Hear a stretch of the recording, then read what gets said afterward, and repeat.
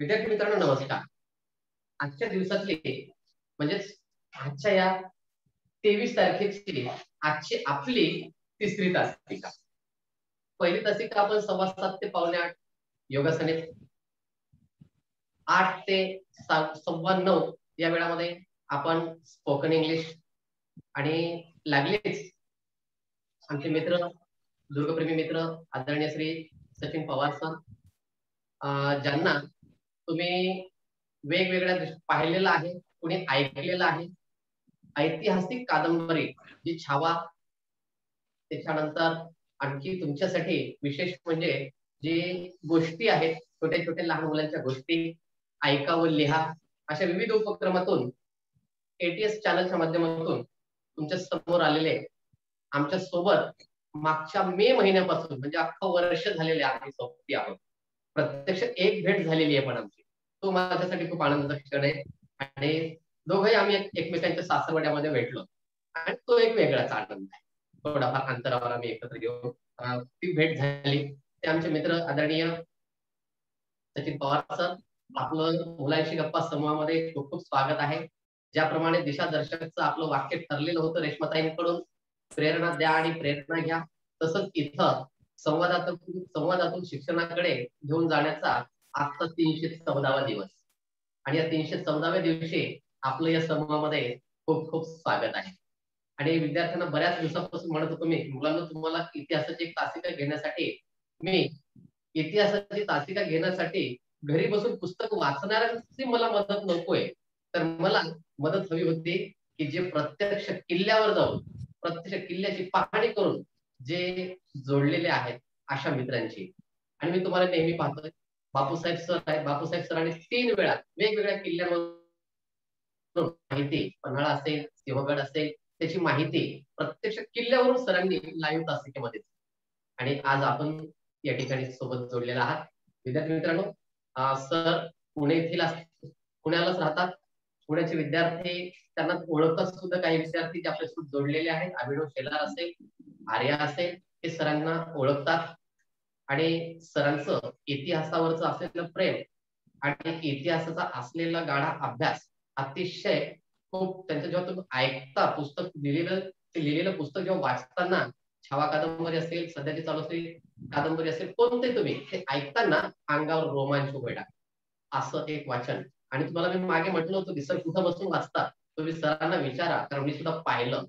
तर घरी आवाज येतो, भांडे वाजतील, काहीतरी होईल म्हणून सर कार मध्ये बसून पुस्तक वाचतात, म्हणजे जेणेकरून सगळं बंद आणि त्या ठिकाणी कुणाला डिस्टर्ब होणार नाही अशा पद्धतीचं. म्हणजे जेव्हा आपल्याला एखादं वेळ लागतं तेव्हा ते वेळ पुढ्या पद्धतीने त्याला पुढे न्यायचं हे एकच ठरवतं की मला पुढे जायचंय. बस अडचणी हजारो येतील, त्या अडचणी मला दूर करायच्या आणि अडचणीतून मला पुढे जायचं. अशा पद्धतीनं एक सरांचा प्रवास. आणि या ठिकाणी मी आदरणीय पवार सरांचं मी या ठिकाणी स्वागत करतोय. सर, तुम्ही वेळ दिलात आणि अगदी क्षणामध्ये म्हणजे तुम्ही कुठलाही विलंब ज्याला म्हणतो आपण की यस मी आता तयार आहे, जॉईन होतो. कारण माझं चुकलं खरं म्हटलं, मी सकाळी आठवण करून द्यायला पाहिजे होती, पण ते नाही दिली. मला वाटलं लिंक सेव्ह असेल, आम्हाला ते सेव्ह झालेली ती सवय झालेली आहे, त्याच्यामुळे आम्ही ते मेसेजला ते डिलीटची परवानगी दिलेली नाही, त्याच्यामुळे विद्यार्थ्यांना ती सेव्ह आहे. तरी सर दिसत नाहीये. विद्यार्थ्यांना सुद्धा एक तासाचा छानपैकी जेवणासाठी वगैरे विश्रांती मिळालेली आहे. बरेच विद्यार्थी जॉईन झालेले. तर विद्यार्थी मित्रांनो, आता आपण ऐकणार आहोत, काही गोष्टी समजून.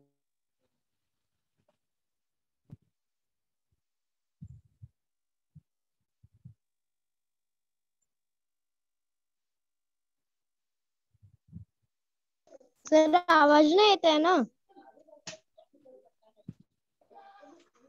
व्हिडिओ पण स्टॉप झालता. नाही ना, माझा व्हिडिओ मी बंद करतो आता. आता सरांचा व्हिडिओ दे बेटा. आता सर बोलतील, मी माझा पण व्हिडिओ बंद करतो. सर्वांना नमस्कार. माझा आवाज येतोय? हो सर येतोय सर. हो सर येतोय सर. प्रथमतः सर्वांची मी दिलगिरी व्यक्त करतो. आपली भेट पहिल्यांदा गुरुवारी ठरलेली होती, परंतु अचानक गुरुवारी मला काहीतरी काम आल्यामुळे मी सरांना सांगितलं, सर आपण रविवारी हे शेड्यूल करूया. आणि सकाळी मी 7 वाजल्यापासून लिंकची वाट पाहिली तसं वास्तविक पाहता मीच विसरलो की सर हे पहिल्यापासून अगदी 314 तासिका, आज 314वी तासिका मला वाटतं एकाच लिंकवर चालू आहे. परंतु मोबाईलला व्हॉट्सअपला जे सेटिंग आहे सर्वांना माहिती आहे की 8 दिवसाच्या पूर्वीचे जे SMS असतात ते ऑटो डिलीट होतात. त्यामुळे माझ्याकडनं ती लिंक डिलीट झाली आणि मी लिंकची वाट पाहत राहिलो. मग अशी सरांनी मला मेसेज केला, सर आम्ही तुमची वाट पाहिली. तर मग मी सरांना म्हटलं सर लिंकमुळे मला जॉईन होता नाही आलं. सरांनी लागली मला सांगितलं की आपण आज 11 वाजता आहे का वेळ. म्हटलं आज मी तुम्हाला कमिटमेंट केलेलं आहे म्हटल्यानंतर 11 वाजता निश्चितपणे वेळ आहेच आणि या तासिकेची अरेंजमेंट केली. तर सर्वप्रथम सगळे कसे आहात, मजेत ना? हो सर. हो सर. मजेत. कारण न भूतो न भविष्यती अशी परिस्थिती आपल्या संपूर्ण जगावर आलेली ही यापूर्वी कधी आलेली नव्हती, या पुढेही कधी येऊ नये अशी अपेक्षा करून मला वाटतं आज आपल्या या तासिकेला आमच्या शिवदुर्ग प्रतिष्ठानचे सचिव उमेश धुमाळ सर हे सुद्धा जॉईन आहेत. त्यांचंही आजच्या या तासिकेला आपल्या सर्वांच्या वतीनं मी या ठिकाणी स्वागत करतो. धन्यवाद सर. धुमाळ सर आपलं स्वागत आहे, खूप खूप स्वागत. आणि मागच्या वेळेस एक वेळेस म्हणजे भेट झाली होती किल्ल्याची, मला वाटतं बाबासाहेब सरांसोबत भेट झाली होती, पवार सरांसोबत भेट झाली होती. स्वागत आहे सर आपलं. बरोबर सर, धन्यवाद. तर सर्वप्रथम सर्वांना आमच्या या शिवदुर्ग प्रतिष्ठानच्या बाबतचे थोडक्यामध्ये ओळख करून देतो. शिवदुर्ग प्रेमी प्रतिष्ठान शिरूर याचे सचिव आमचे Umesh sir. One man army आहे सर. सरांच्या माध्यमातून आम्हा सर्वांना अनेक किल्ले पाहायला मिळाले आणि नियोजन अफलातून असतं. काहीही पाहायची, कोणालाही काही करण्याची गरज अजिबात नसते.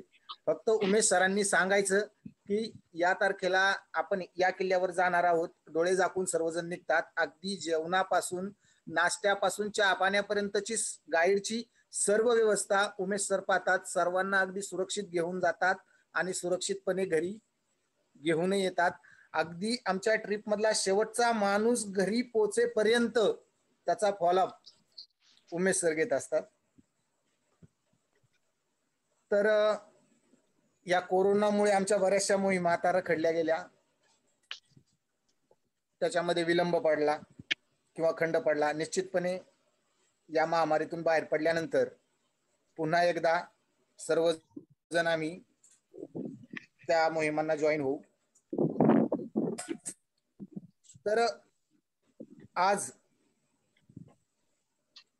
तुमच्या माहितीनुसार किंवा तुमच्या मागणीनुसार तुम्ही म्हणाल त्या किल्ल्याकडे जाऊया आपण, किंवा मग जर तुम्हाला किल्ल्याच्या बाबत जर माहिती नको असेल तर आपण थोडक्यामध्ये छत्रपती शिवाजी महाराजांच्या जीवन चरित्रावर आधारित काही महत्वाच्या गोष्टींकडे दृष्टिक्षेप टाकणार आहोत. म्हणजे चॉईस इज युअर्स. काय पाहिजे बरं मुलांना, तुम्हाला किल्ल्याबद्दलची माहिती पाहिजे? किल्ले नेमकं काय काय असतं? नाही सर, किल्ल्याबद्दलची माहिती नाही पाहिजे. किल्ल्याबद्दल काय माहिती पाहिजे का? तर शिवाजी महाराजांच्या बद्दल शिवाजी महाराजांबद्दल चित्रपट. नाही, चित्रपट तुम्हाला पुष्कळ पाहायला मिळतील. चित्रपट आपण आता इथे नाही दाखवू शकत. चित्रपट तुम्हाला आम्ही पाठवील, नक्कीच पाठवणार व्हॉट्सअपवरती. त्या चित्रपटांच्या लिंक, छत्रपती शिवाजी महाराजांच्या जीवनावर आधारित असणाऱ्या अनेक चित्रपटांच्या लिंक तुम्हाला व्हॉट्सअपवर निश्चितपणे पाठवल्या जातील आणि सर तुम्हाला त्या शेअर करतील. तर आज माझा श्रीमान योगी या कादंबरीचा वाचनाचा 120वा दिवस होता. 108 भागांमध्ये मी छावा कादंबरी वाचलेली होती. 108 या आकड्यामागचं गणित 108 भागातच का संपवला मी तो, तर त्याच्या थोडक्यात त्या ठिकाणी सांगतो. 8 हा आकडा छत्रपती शिवाजी महाराजांचा, मला वाटतं बरं का, त्याच्या मागे काय लॉजिक आहे आय डोंट नो. 8 हा आकडा छत्रपती शिवाजी महाराजांचा निश्चितपणे आवडीचा असावा, म्हणून मी 108 या भागांमध्ये छावा कादंबरी संपवली. आणि श्रीमान योगी कादंबरी संपवण्यामध्ये सुद्धा मी त्याची त्या भागांची बेरीज 8 हीच आणणार आहे. याला कारण तुम्ही मुलांनी सर्वांनी छत्रपती शिवाजी महाराजांची राजमुद्रा पाहिली असेल. हो सर. पाहिलीये? हो पाहिली. किती कोण आहेत त्याला? 8. ओके, म्हणजे राजमुद्रा ही अष्टकोनी आहे. छत्रपती शिवाजी महाराजांचं जे प्रधान मंडळ होतं, मुलांनी व्हिडिओ चालू ठेवा. प्रधान मंडळांमध्ये व्हिडिओ चालू ठेवा. किती मंत्री आहेत? तर व्हिडिओ चालू नाही होत आहे ना. माझा व्हिडिओ चालूच आहे बाळा.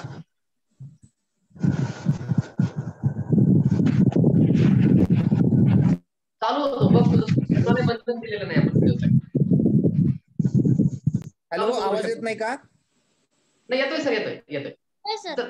हा, त्या मुलीचं चालू होतं. 8 या आकड्याबाबत बोलत होतो मी, की छत्रपती शिवाजी महाराजांची राजमुद्रा अष्टकोनी, शिवाजी महाराजांचं पंतप्रधान मंडळ हे अष्टप्रधान, शिवाजी महाराजांच्या सिंहासनावरती जे छत्र आहे ते अष्टकोनी, शिवाजी महाराजांच्या सौभाग्यवती ज्या होत्या त्यांची संख्या ही 8. याच्याही पुढे जाऊन जर आपण विचार केला तर छत्रपती शिवाजी महाराजांच्या मुलांची किंवा मुलींची संख्या ही 8च आहे. त्यानंतर छत्रपती शिवाजी महाराजांच्या मृत्यूनंतर जी समाधी बांधली त्या समाधीवरचं जे छत्र आहे त्या छत्रालाही 8 खांबच आहेत. म्हणून त्याच्यामागे काय लॉजिक आहे किंवा शास्त्र काय आहे याकडे न जाता 8 हा आकडा छत्रपती शिवाजी महाराजांसाठी भाग्यशाली असावा असं थोडस लक्षात ठेवून, ज्या ज्या कादंबऱ्या मी ऐतिहासिक मावळ्यांवर आधारित असतील, छत्रपतींच्या जीवनावर असतील किंवा संभाजी महाराजांच्या जीवनावरती असतील, त्या कादंबऱ्यांच्या भागांची बेरीज ही शेवट 8च यावी, हाच माझा 8 तास असणार आहे. तर चला तर मग जाऊया आपण छत्रपती शिवाजी महाराजांच्या जीवनाकडे. छत्रपती शिवाजी महाराजांचा जन्म आपल्या सर्वांना ज्ञात असल्याप्रमाणे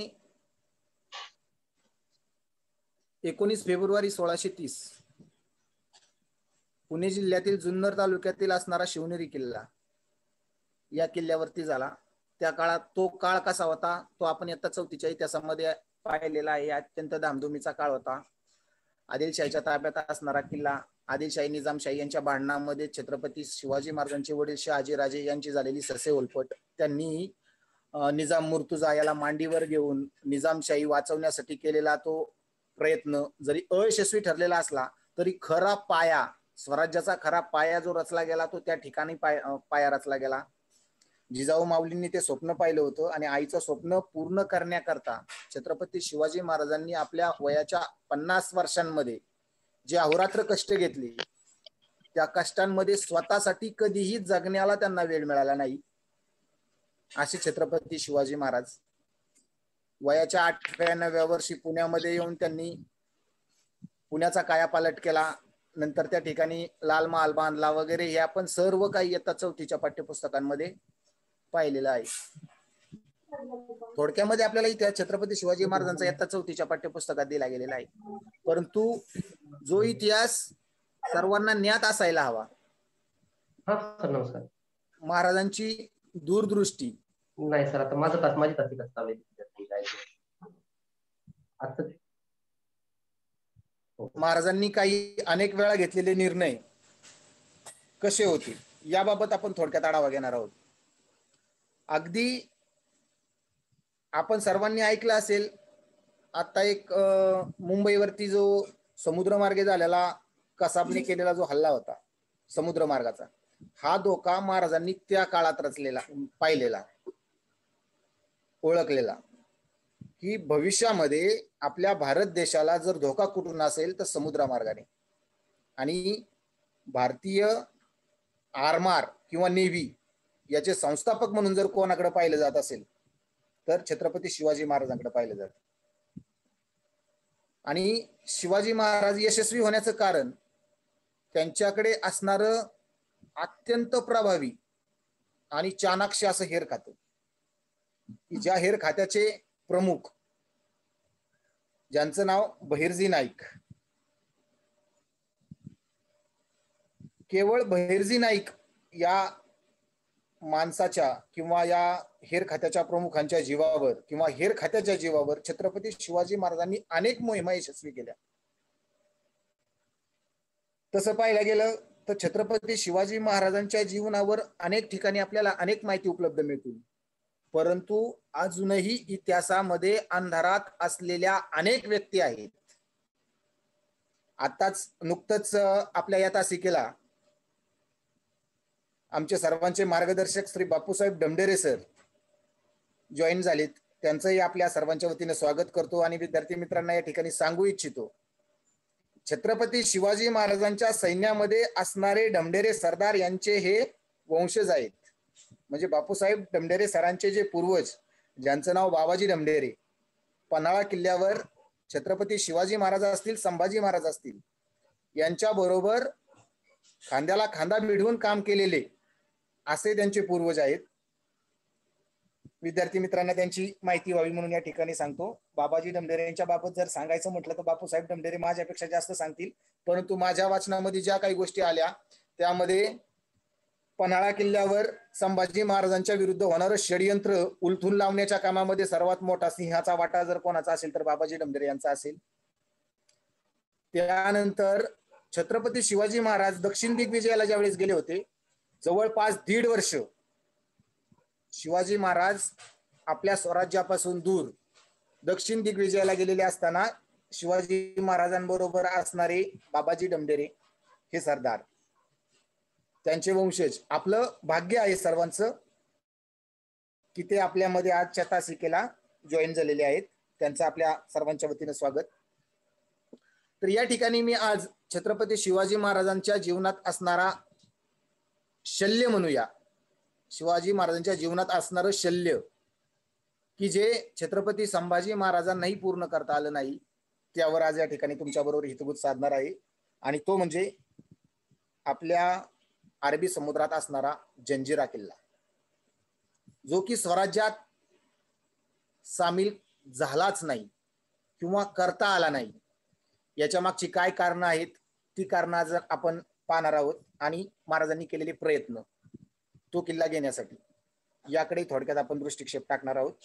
काही गोष्टी जर त्याच्यामधून सुटल्या तर तुम्ही सर्वजण समजून घ्या, माझ्याकडे कुठल्याही प्रकारचं समोर माझ्या पुस्तक नाही आहे. जे काही वाचले, जे काही ऐकले, जे प्रत्यक्ष जाऊन जंजिरा किल्ल्यावर पाहिले ते तुम्हाला या ठिकाणी शेअर करणार आहोत. तर जंजिरा हा जो किल्ला, जो की समुद्रामध्ये रायगड जिल्ह्यामध्ये असणारा हा किल्ला, ज्याला मुरुड जंजिरा असंही म्हटलं जातं, राजापुरीचा जंजिरा असंही म्हटलं जातं. आता मुरुडचा जंजिरा आणि राजापुरीचा जंजिरा हे वास्तविक पाहता 2 वेगळे वेगळे किल्ले आहेत. मुरुड या गावामध्ये छत्रपती शिवाजी महाराजांनी पद्मदुर्ग बांधला आणि राजापुरीमध्ये असणारा हा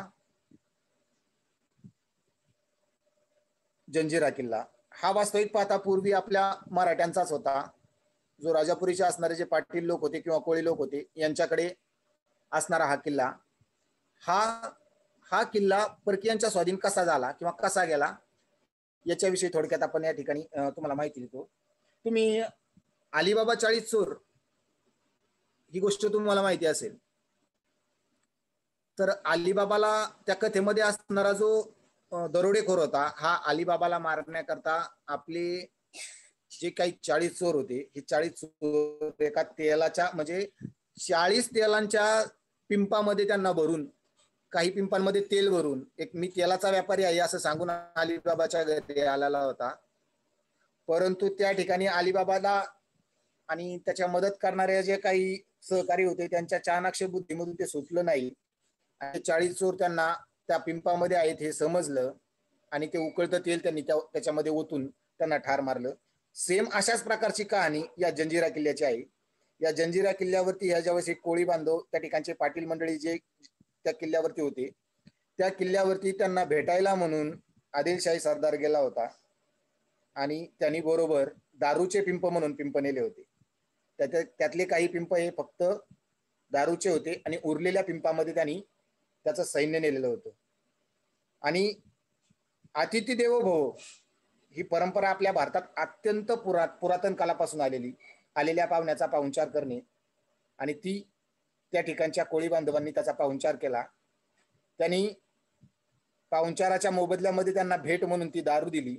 सर्वांना ती दारू पाजली आणि त्या दारूच्या नशेमध्ये सगळे जिंकल्यानंतर, सगळ्यांना नशात चढल्यानंतर त्यांनी त्या पिंपात लपवलेले जे काही त्याचे सैन्य होतं ते बाहेर काढलं आणि त्या कोळी बांधवांना काहींना मारून काहींना तुरुंगात डांबून तो किल्ला हस्तगत केला. आणि तेव्हापासून तो किल्ला जो पारतंत्र्यात गेला किंवा त्याच्यावरती परकीय सत्तांचं जे सत्ता आली त्याच्यावरती ती शेवटपर्यंत तशीच राहिली. त्याच्यानंतर मग आदिलशाही सरदारांकडून ती सिद्धी लोकांकडे कशी गेली ती त्यांच्यातली अंतर्गत दुहीमुळे बळी तो कानपिळी या तत्वानुसार शिरजोरीनुसार जो ताकदवान असायचा तो मुख्यला मारायचा आणि सत्ता काबीज करायचा. अशा प्रकारे तो सिद्धी खैरत पर्यंत ती सत्ता आली. मग ही लोक काय करायची? स्वराज्यात असणारा शेजारचाच असणारा राजापुरी, दंडा राजापुरी म्हणतात त्याला, त्या ठिकाणी असणारी जी गावं आजूबाजूची जी गावं आहेत समुद्रमार्गे होड्यांमधून यायची, गावामध्ये जाळपोळ करायची, गावामधली मुलं मुली महिला यांना पकडून घेऊन जायची आणि मग समुद्रमार्गे त्या माणसांचा गुलाम म्हणून विकून तिकडं व्यापार मांडायची. त्याच्यामुळे कोकण किनारपट्टी ही सिद्धीच्या आरेरावीमुळे किंवा जुलमाने त्रस्त झालेली होती. महाराजांनी या सिद्धीच्या मुजोरीला पायबंद घालण्याकरताच त्यांनी आरमार उभं केलं. महाराजांनी सर्वात पहिल्यांदा जंजिरावरती निर्वाणीचा ज्यावेळेस हल्ला केला तो हल्ला करण्यापूर्वी त्या जंजिरा या किल्ल्यावरती वचक बसावा म्हणून शेजारीच अगदी समुद्री अंतर जर मोजलं तर 3 ते 4 किलोमीटर किंवा त्याच्यापेक्षा थोडंफार जास्त बरेल असं अंतरावरती असणारा पद्मदुर्ग किल्ला जो की त्यांनी त्या ठिकाणी बांधला आणि त्या किल्ल्याच्या जोरावर जंजिऱ्यावरती वचक बसवण्याचा प्रयत्न केला. त्यावेळी महाराजांनी मोरोपंत महाराजांचे जे पेशवे होते या पेशव्यांना जंजिऱ्याच्या मोहिमेवरती पाठवलं आणि सांगितलं की हा किल्ला तुम्ही आता काबीज करून घ्या. आणि तो किल्ला काबीज करण्यासाठी तुम्ही स्थानिक जी कोळी बांधव आहेत त्यांची मदत घ्या. त्यावेळी अतिशय जोखमीची ही जबाबदारी मोरोपंतांनी आपल्या खांद्यावर घेतली आणि पद्मदुर्गाचा जो किल्लेदार किंवा प्रमुख त्या ठिकाणी जो होता लाया पाटील, या लाया पाटलाच्या मदतीने जंजिऱ्यावरती स्वारी करण्याचं ठरवलं. मुरुड आणि राजापूर या दोन्ही गावांमध्ये असणारे कोळी बांधवांचं काम काय? समुद्रामध्ये मासेमारी करण्याचं. समुद्रात मासेमारी करण्याकरता त्यांच्या होड्या, त्यांचे मचवे, त्यांची गाराड ही शब्द पहा, ही ऐतिहासिक शब्द आहेत. आज होडी हा शब्द आपल्याला माहिती आहे, मचवा, गराड, गलबत ही त्यावेळेचे शब्द. मग लाया पाटलांनी मोरोपंतांना शब्द दिला की भर समुद्रामध्ये पाण्यामध्ये मी जाऊन त्या किल्ल्याला शिड्या लावणार आणि तुम्ही सैन्य घेऊन या आणि त्या शिड्यांच्या माध्यमातून किल्ल्यामध्ये प्रवेश करा. पहा, जमिनीवर उभी असलेल्या शिडीवरती आपण चढताना 10 वेळा विचार करतो, 10 वेळा ती शिडी तपासून पाहतो, शिडी भक्कमरित्या लागली की नाही लागली, आणि मग आपण ती शिडीवरती चढत असतो. शिडी जर थोडी जरी हालायला लागली तर आपल्या छातीमध्ये धडधड होते, आपले हातपाय लटलट कापायला लागतात. पण या लाया पाटलांनी रात्रीच्या अंधारात समुद्राला भरती आलेली असताना आपल्या होड्या, आपले मचवे जे आहेत हे मचवे त्या जंजिरा किल्ल्याच्या चारही बाजूंनी लावले. विचार करा, समुद्राला भरती आलेली होती म्हणजे पाणी किती हलत असेल, होड्या किती हलत असतील, आणि त्या हलणाऱ्या होड्या, हलणारं पाणी आणि त्यात त्या लावलेल्या शिड्या त्या कशा जागेवरती थांबलेल्या असतील.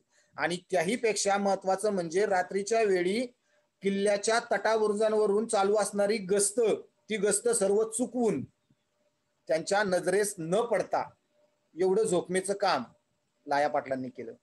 पण दुर्दैव असं, त्या रात्री असणारी समुद्राची भरती एवढी प्रचंड होती की किनाऱ्यावर असणाऱ्या कोळी बांधवांना वाटलं की लाया पाटील जंजिराच्या त्या तटांना, बुरुजांना शिड्या लावूच शकणार नाही, एवढं पाणी किंवा एवढी मोठी भरती आहे. आणि मोरोपंतांना ते खरं वाटलं. मोरोपंतांना वाटलं की लाया पाटील सुद्धा एवढ्या भरतीच्या काळात, या भरतीच्या वेळी जंजिरा किल्ल्याला शिड्या लावू शकणार नाही. आणि मोरोपंत हातावर हात ठेवून किनाऱ्यावर तसेच बसून राहिले. संपूर्ण रात्र लाया पाटील त्या जंजिरा किल्ल्याच्या तटाला बसून राहिले. मोरोपंतांची आणि त्या मावळ्यांची वाट पाहत राहिले, परंतु कोणीही आलं नाही. शेवटी पहाट व्हायला लागली. दिवस उजाडण्याच्या आत लाया पाटलांना शिड्या काढून घेणं भाग पडलं आणि आपल्या होड्या परत किनाऱ्याला आणाव्या लागल्या.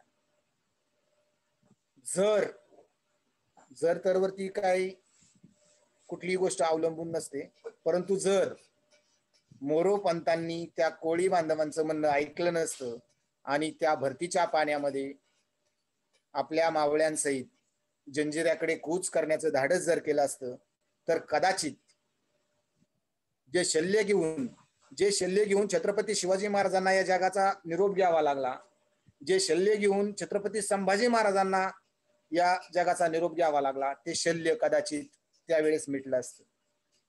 अशा प्रकारची ती अयशस्वी झुंज मोरोपंतांनी दिली होती.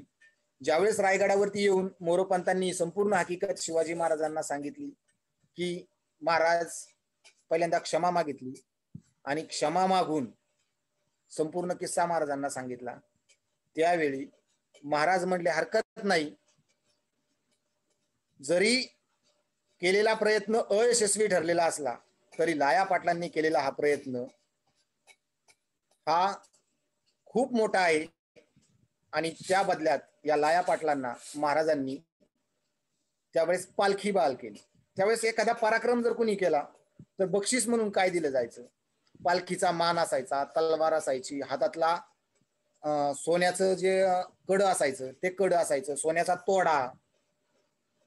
कारण महाराजांकडे मात्र वतनदारी देणं ही पद्धत अजिबात नव्हती. महाराज मानाची तलवार द्यायचे, त्याला एखादं पद बहाल करायचे पराक्रम करणाऱ्या व्यक्तीला. लाया पाटलांनी केलेला जो पराक्रम होता, या पराक्रमासाठी त्यांना पालखीचं मान बहाल केला. लाया पाटलांचं उत्तर असं होतं की महाराज, मी दर्यावरती फिरणारा माणूस, दर्या म्हणजे समुद्र, समुद्रावर फिरणारा माणूस, समुद्राच्या पाण्याचा माझा संबंध हा जन्मोजात पिढी जात आहे, मला पालखीचं काय करायचं? महाराज म्हटले त्याला, लाया पाटील, तुम्ही ज्या ज्या वेळी रायगडावरती मला भेटायला याल त्या त्यावेळी तरी पालखीचा वापर करू शकताल की नाही? तरीही लाया पाटलांनी पालखीचा मान डावलला, नको म्हटले. मग महाराजांनी मात्र त्या पालखीचा मान त्याला कशा पद्धतीने बहाल केला पहा. मोरोपंतांना लगेच आज्ञा केली, मोरोपंत एक खास गलबत लाया पाटलांकरता बांधून घ्या आणि त्या गलबताला पालखी हे नाव द्या.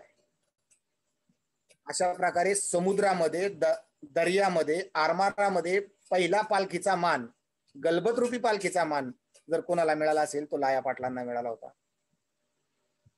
हा जंजिरा किल्ला जिंकण्याकरता महाराजांनी एकच प्रयत्न केला असा नाही, अनेक प्रयत्न झाले. हा एक प्रयत्न. आता दुसरा प्रयत्न महाराजांनी पहा काय केला. दुसरा प्रयत्न महाराजांनी असा केला, महाराजांनी विचार केला की हा सिद्धी जो आहे, या सिद्धीला पूर्णपणे जेरबंद करायचा. मग जेरबंद करण्याकरता महाराजांनी काय केलं, पद्मदुर्ग पाहिला, म्हणजे समुद्रामध्ये त्याची वाट अडवली. मग त्याची जमिनीवरची वाट अडवण्याकरता त्यांनी दंडाराजापुरीचा किल्ला बांधला. मग आता त्याला रसद कुठून येते?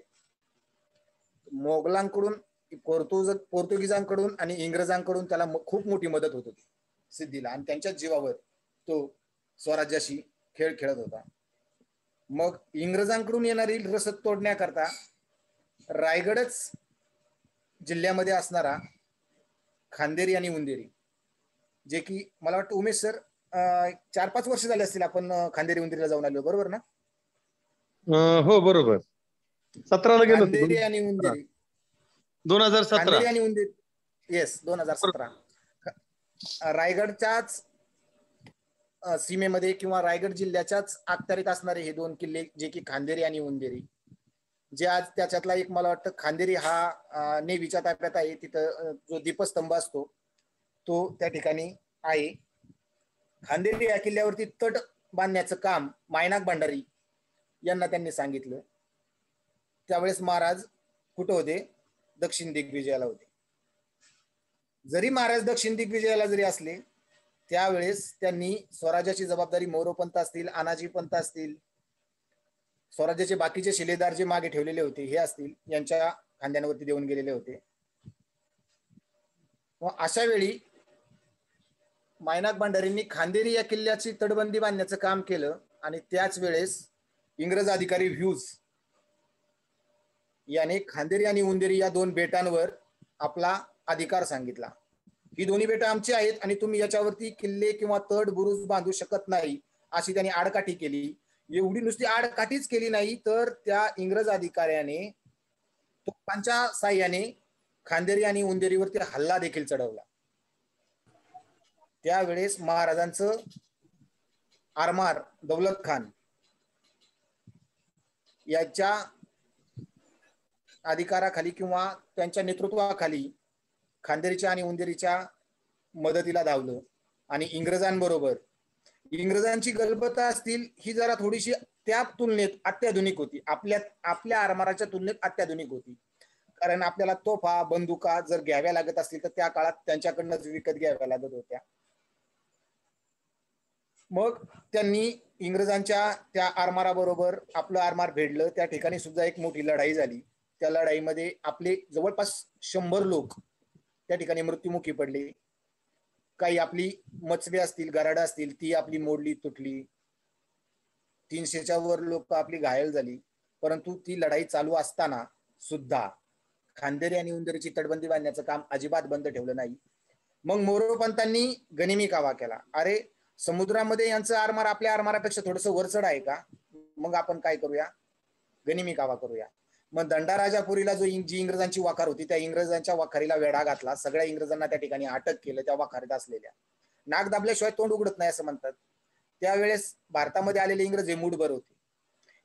एका माणसा करता सुद्धा इंग्रज लोक शरण जात होते. म्हणजे एवढं एका माणसाचं महत्व त्यावेळी त्या इंग्रजांना होतं. मग त्यांनी तह केला. खांदेरी आणि उंदेरी या दोन्ही बेटांवरती असणारा आपला महाराजांचा जो अधिकार होता तो मान्य केला. अजून एक अट मान्य केली की इथून पुढे भविष्यात आम्ही कधीही सिद्धीला मदत करणार नाही. जरी प्रत्यक्षात इंग्रजांवरती संपूर्ण विजय मिळाला नसला तरी ह्या दोन अटी ज्या होत्या, या दोन अटी त्यावेळेस विजयापेक्षाही खूप मोठ्या होत्या.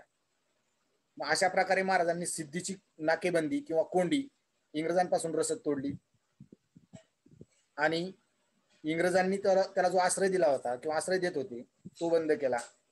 खांदेरी उंदेरीचा वर्चस्व मान्य करायला भाग पाडलं आणि उत्तरेकडून म्हणजे उत्तर दिशेकडून येणारी जी मदत होती, जी इंग्रजांकडून असेल किंवा मोगलांकडून असेल, मोगलांचीही गलबता असायची, गलबताच्या माध्यमातून ते सिद्धीला मदत करायची.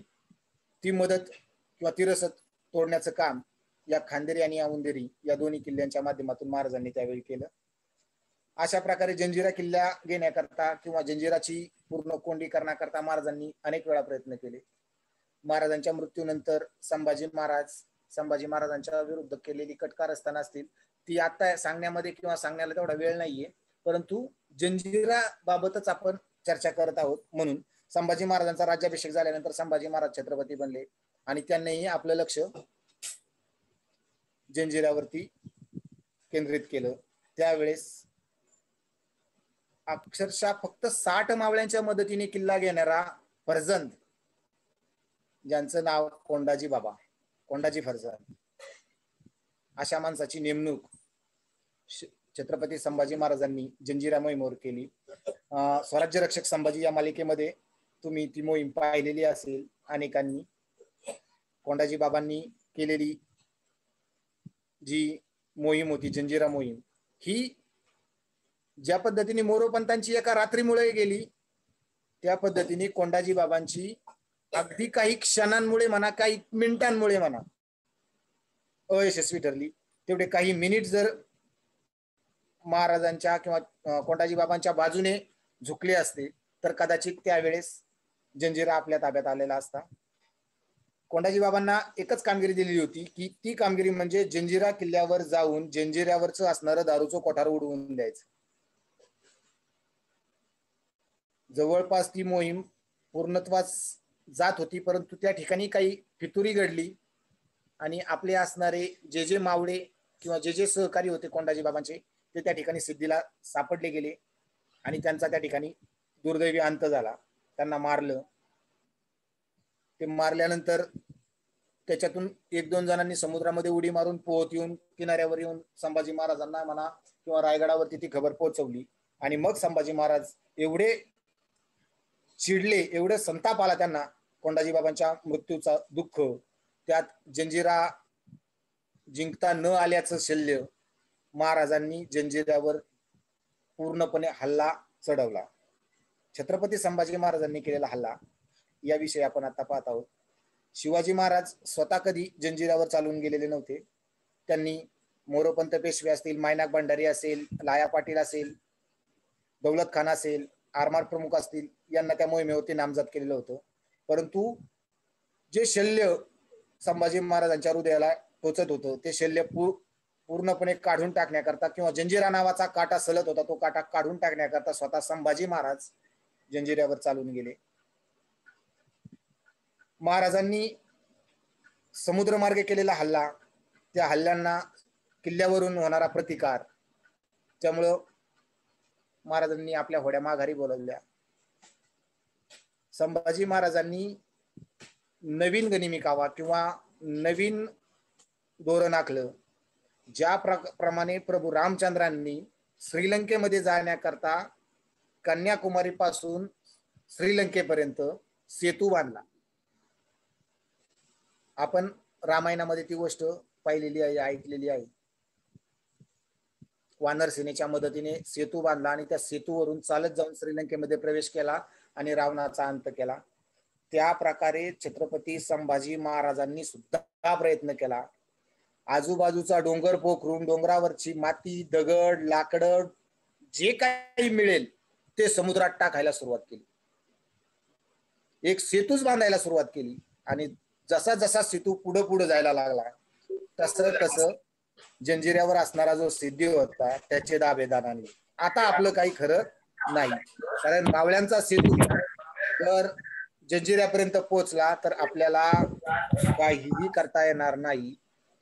अक्षरशः महाराजांना असं वाटत होतं हा समुद्र पिऊन घेऊ का काय, ते पाणी सगळं पिऊन घेऊ का काय आणि ते पाणी बाजूला हटवू, बाजूला रेटून मला त्या जंजिऱ्यावरती जायचं. एवढा संताप, एवढी जिद्द, एवढी चिकाटी छत्रपती संभाजी महाराजांच्या अंगी होती. ती सुद्धा मोहीम अयशस्वी ठरली, कारण त्यावेळेस औरंगजेब हा दक्षिणेत उतरला होता. त्याने आपला महाबत खान जो होता तो कल्याण भिवंडी प्रांतामध्ये त्यांनी त्याला 50,000ची फौज घेऊन पाठवलं आणि कल्याण भिवंडीची गावं अक्षरशः त्यांनी पूर्णच्या पूर्ण गावं माणसांसहित जनावरांसहित जाळून टाकली आणि मग त्यांच्या मदतीला महाराजांना जावं लागलं जंजिरा मोहीम अर्धवट सोडून. असा हा जंजिरा किल्ला जो स्वराज्यामध्ये शेवटपर्यंत आला नाही, परंतु सिद्धीला मात्र चांगली जरब बसली आणि सिद्धी हा जंजिऱ्यापुरता कोंडला गेला.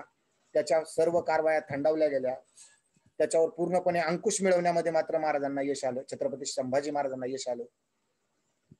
1947ला भारत स्वतंत्र झाला तरी सुद्धा जंजिरा हा किल्ला परकीय सत्तेच्याच स्वाधीन होता.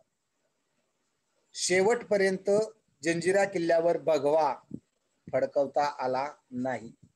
47ला स्वातंत्र्य मिळालं. स्वातंत्र्य मिळाल्यानंतर अनेक संस्थानं, अनेक राज्य, जी छोटी छोटी राज्य भारतात शिल्लक होती, हैदराबाद असेल,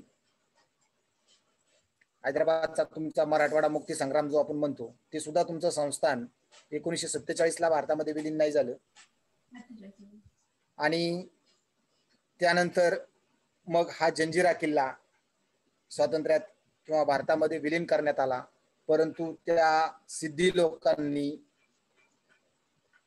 भगवा मात्र फडकू दिला नाही. अगदी जे दुर्गप्रेमी संघटना आहेत त्या संघटनांनी सुद्धा त्या ठिकाणी भगवा फडकवण्याचा प्रयत्न केला, परंतु त्या ठिकाणी आजही खूप मोठा विरोध होतो भगवा फडकवायला. राष्ट्रपतींच्या परवानगीने, भारताच्या राष्ट्रपतीच्या परवानगीने त्या ठिकाणी तिरंगा फडकवण्याची परवानगी मिळवली आणि त्या ठिकाणी तिरंगा फडकवण्यात आला. असा हा जंजिरा किल्ला जो स्वराज्यामध्ये दाखल झाला नाही, परंतु आज मात्र आपल्या भारतामध्ये आहे. कधी भविष्यामध्ये योग आला तर जंजिरा किल्ला आवर्जून पहा. परंतु त्याही पेक्षा सांगेल, महाराजांनी बांधलेला, छत्रपती शिवाजी महाराजांच्या पदस्पर्शाने पुनीत झालेला असा पद्मदुर्ग किल्ला आवर्जून पहा.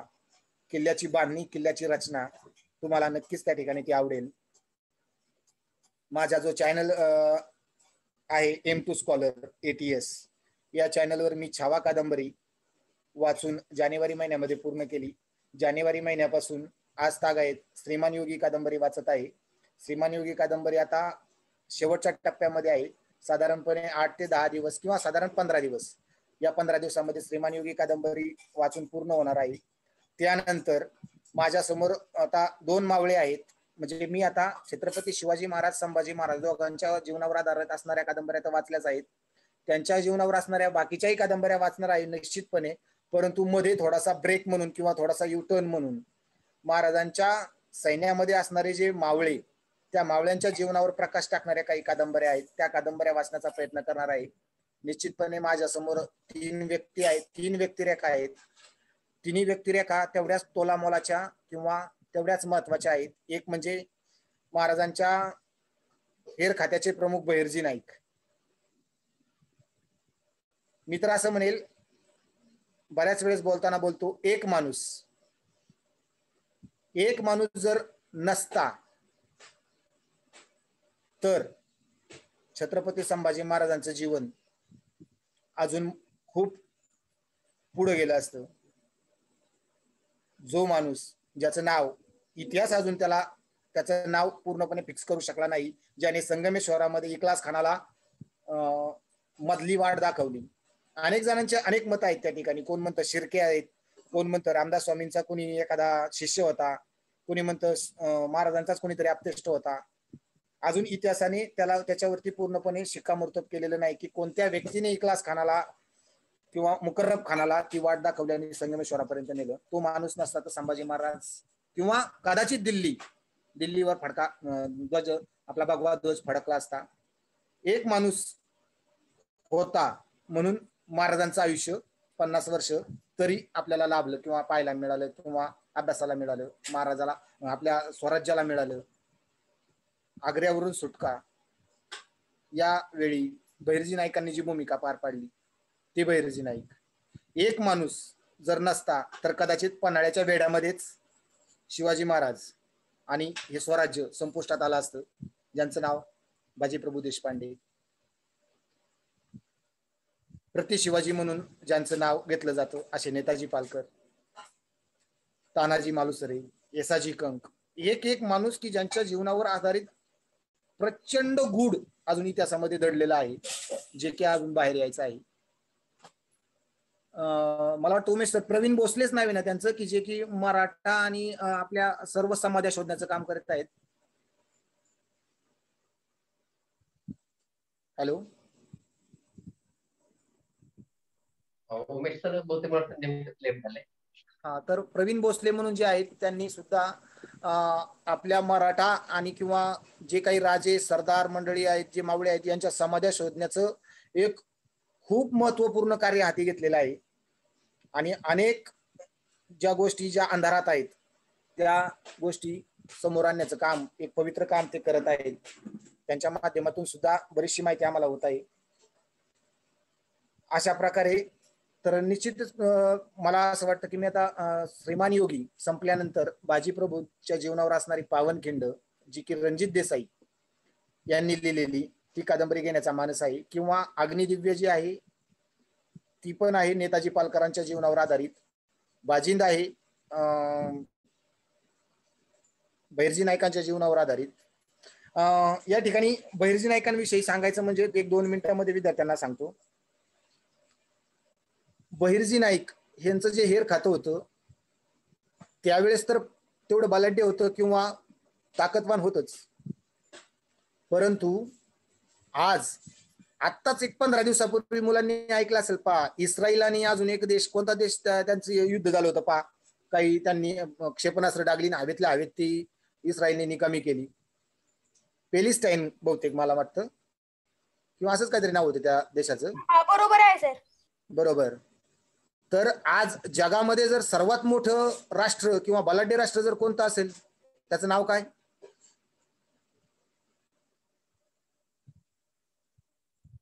कोणत्या देशाचं नाव घेतलं जाईल? अमेरिका. Yes, America. 2 नंबरला चीनचं नाव घेतात, बरोबर. परंतु आज अमेरिका सारखा सुद्धा देश इस्रायल देशाच्या वाटेला जात नाही. का माहितीये? सर ते क्षेपणास्त्राच्या बाबतीत पुढे आहे. नो, क्षेपणास्त्राच्या बाबतीत अमेरिका सर्वात पुढे आहे. परंतु इस्रायल देशाची गुप्तहेर संघटना जी आहे, ती गुप्तहेर संघटना अमेरिकेच्या गुप्तहेर संघटनेपेक्षा प्रबळ आहे. आणि त्याला एकमेव कारण जी मोसाद त्या संघटनेचं नाव आहे, त्या संघटनेचा मूळ पुरुष किंवा त्यांचे पाया त्यांनी कुठून प्रेरणा घेतलेली आहे? इस्रायल सारखा देश ज्यांच्या गुप्तहेर संघटनेची प्रेरणा स्वराज्याच्या गुप्तहेर खात्याचे प्रमुख बहिर्जी नाईक यांच्यापासून ती प्रेरणा घेतलेली आहे. मग पहा बहिर्जी नाईकांचं कार्य किती मोठं असेल. आज जगात 1 नंबरची गुप्तहेर संघटना जी आहे त्यांचा पाया किंवा मूळ कुठं आहे? बहिर्जी नाईकांपाशी. आणि अशी माणसं स्वराज्यात छत्रपती शिवाजी महाराजांच्या सेवेला होती. तर आज या ठिकाणी मला राऊत सरांनी आमंत्रित केलं. या ठिकाणी अजूनही खूप व्यक्तींची नावं घेण्याजोगी आहेत. आमचे दुर्ग महर्षी प्रमोदजी मांडे सर असतील, यांचंही कार्य खूप मोठं आहे. त्यांच्याबरोबर आम्हाला खूप थोडा योग आला दुर्ग भ्रमंतीचा. त्यानंतर आणि तेच कार्य सर्व दुर्गप्रेमींनी किंवा इतिहासप्रेमींनी पुढे नेलं पाहिजे. मी अनेक वेळा सांगत असतो, किल्ल्यावर जाताना सेल्फी घेण्याच्या नादी लागू नका. सेल्फी घ्या, फोटो काढा, एक आठवण म्हणून ठेवा, परंतु जी गोष्ट तिथं पाहायला गेलेला आहात ती मात्र निश्चित पहा. ज्या किल्ल्यावर तुम्ही जाणार आहात त्या किल्ल्याचा आधी अभ्यास करा, त्या किल्ल्यावर घडलेल्या घटना याबाबतचं थोडंसं नॉलेज मिळवा आणि मग त्या ठिकाणी जा. त्या ठिकाणी गेल्यानंतर कदाचित पहा, अनेक वेळा मी सांगत असतो किंवा मित्रांना म्हणत असतो, तुम्ही किल्ल्यावर गेलात आणि किल्ल्याचा जो मुख्य दरवाजा आहे त्या दरवाजातून घाईघाईने प्रवेश करू नका. गेल्यानंतर त्या किल्ल्याच्या प्रवेशद्वारात थोडं थांबा, थोडा विसावा घ्या अँड जस्ट इमॅजिन, फील करा की महाराज या किल्ल्यावर आले असतील त्यावेळेस कुठं बसले असतील, कुठं विसावा घेतला असेल. ज्या पद्धतीने तुम्ही किल्ला चढून आलात, महाराजही किल्ला चढून आले असतील. किल्ल्याला कुठंतरी त्यांनी दरवाजाला हात लावला असेल, एखाद्या दगडाला स्पर्श केला असेल, त्या दगडाला स्पर्श करून तो स्पर्श अनुभवायचा प्रयत्न करा.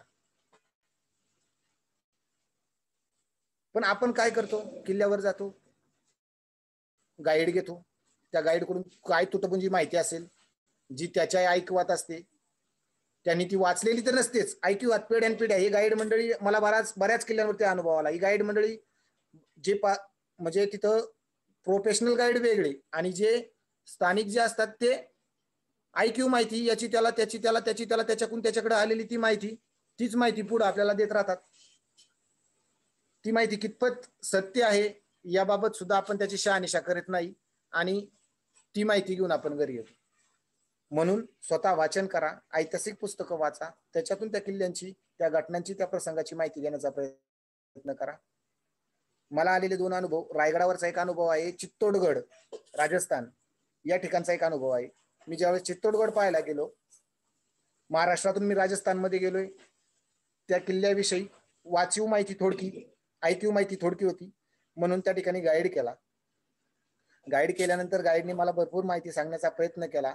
सर्व माहिती सांगितल्यानंतर म्हणला, सर माझी माहिती सांगून झालेली आहे, सर्व किल्ल्यातल्या सर्व काही प्रेक्षणीय स्थळं आहेत, मी तुम्हाला ती सांगितलेली आहेत, दाखवलेली आहेत, माझं जे काही मानधन आहे ते मानधन मला द्या.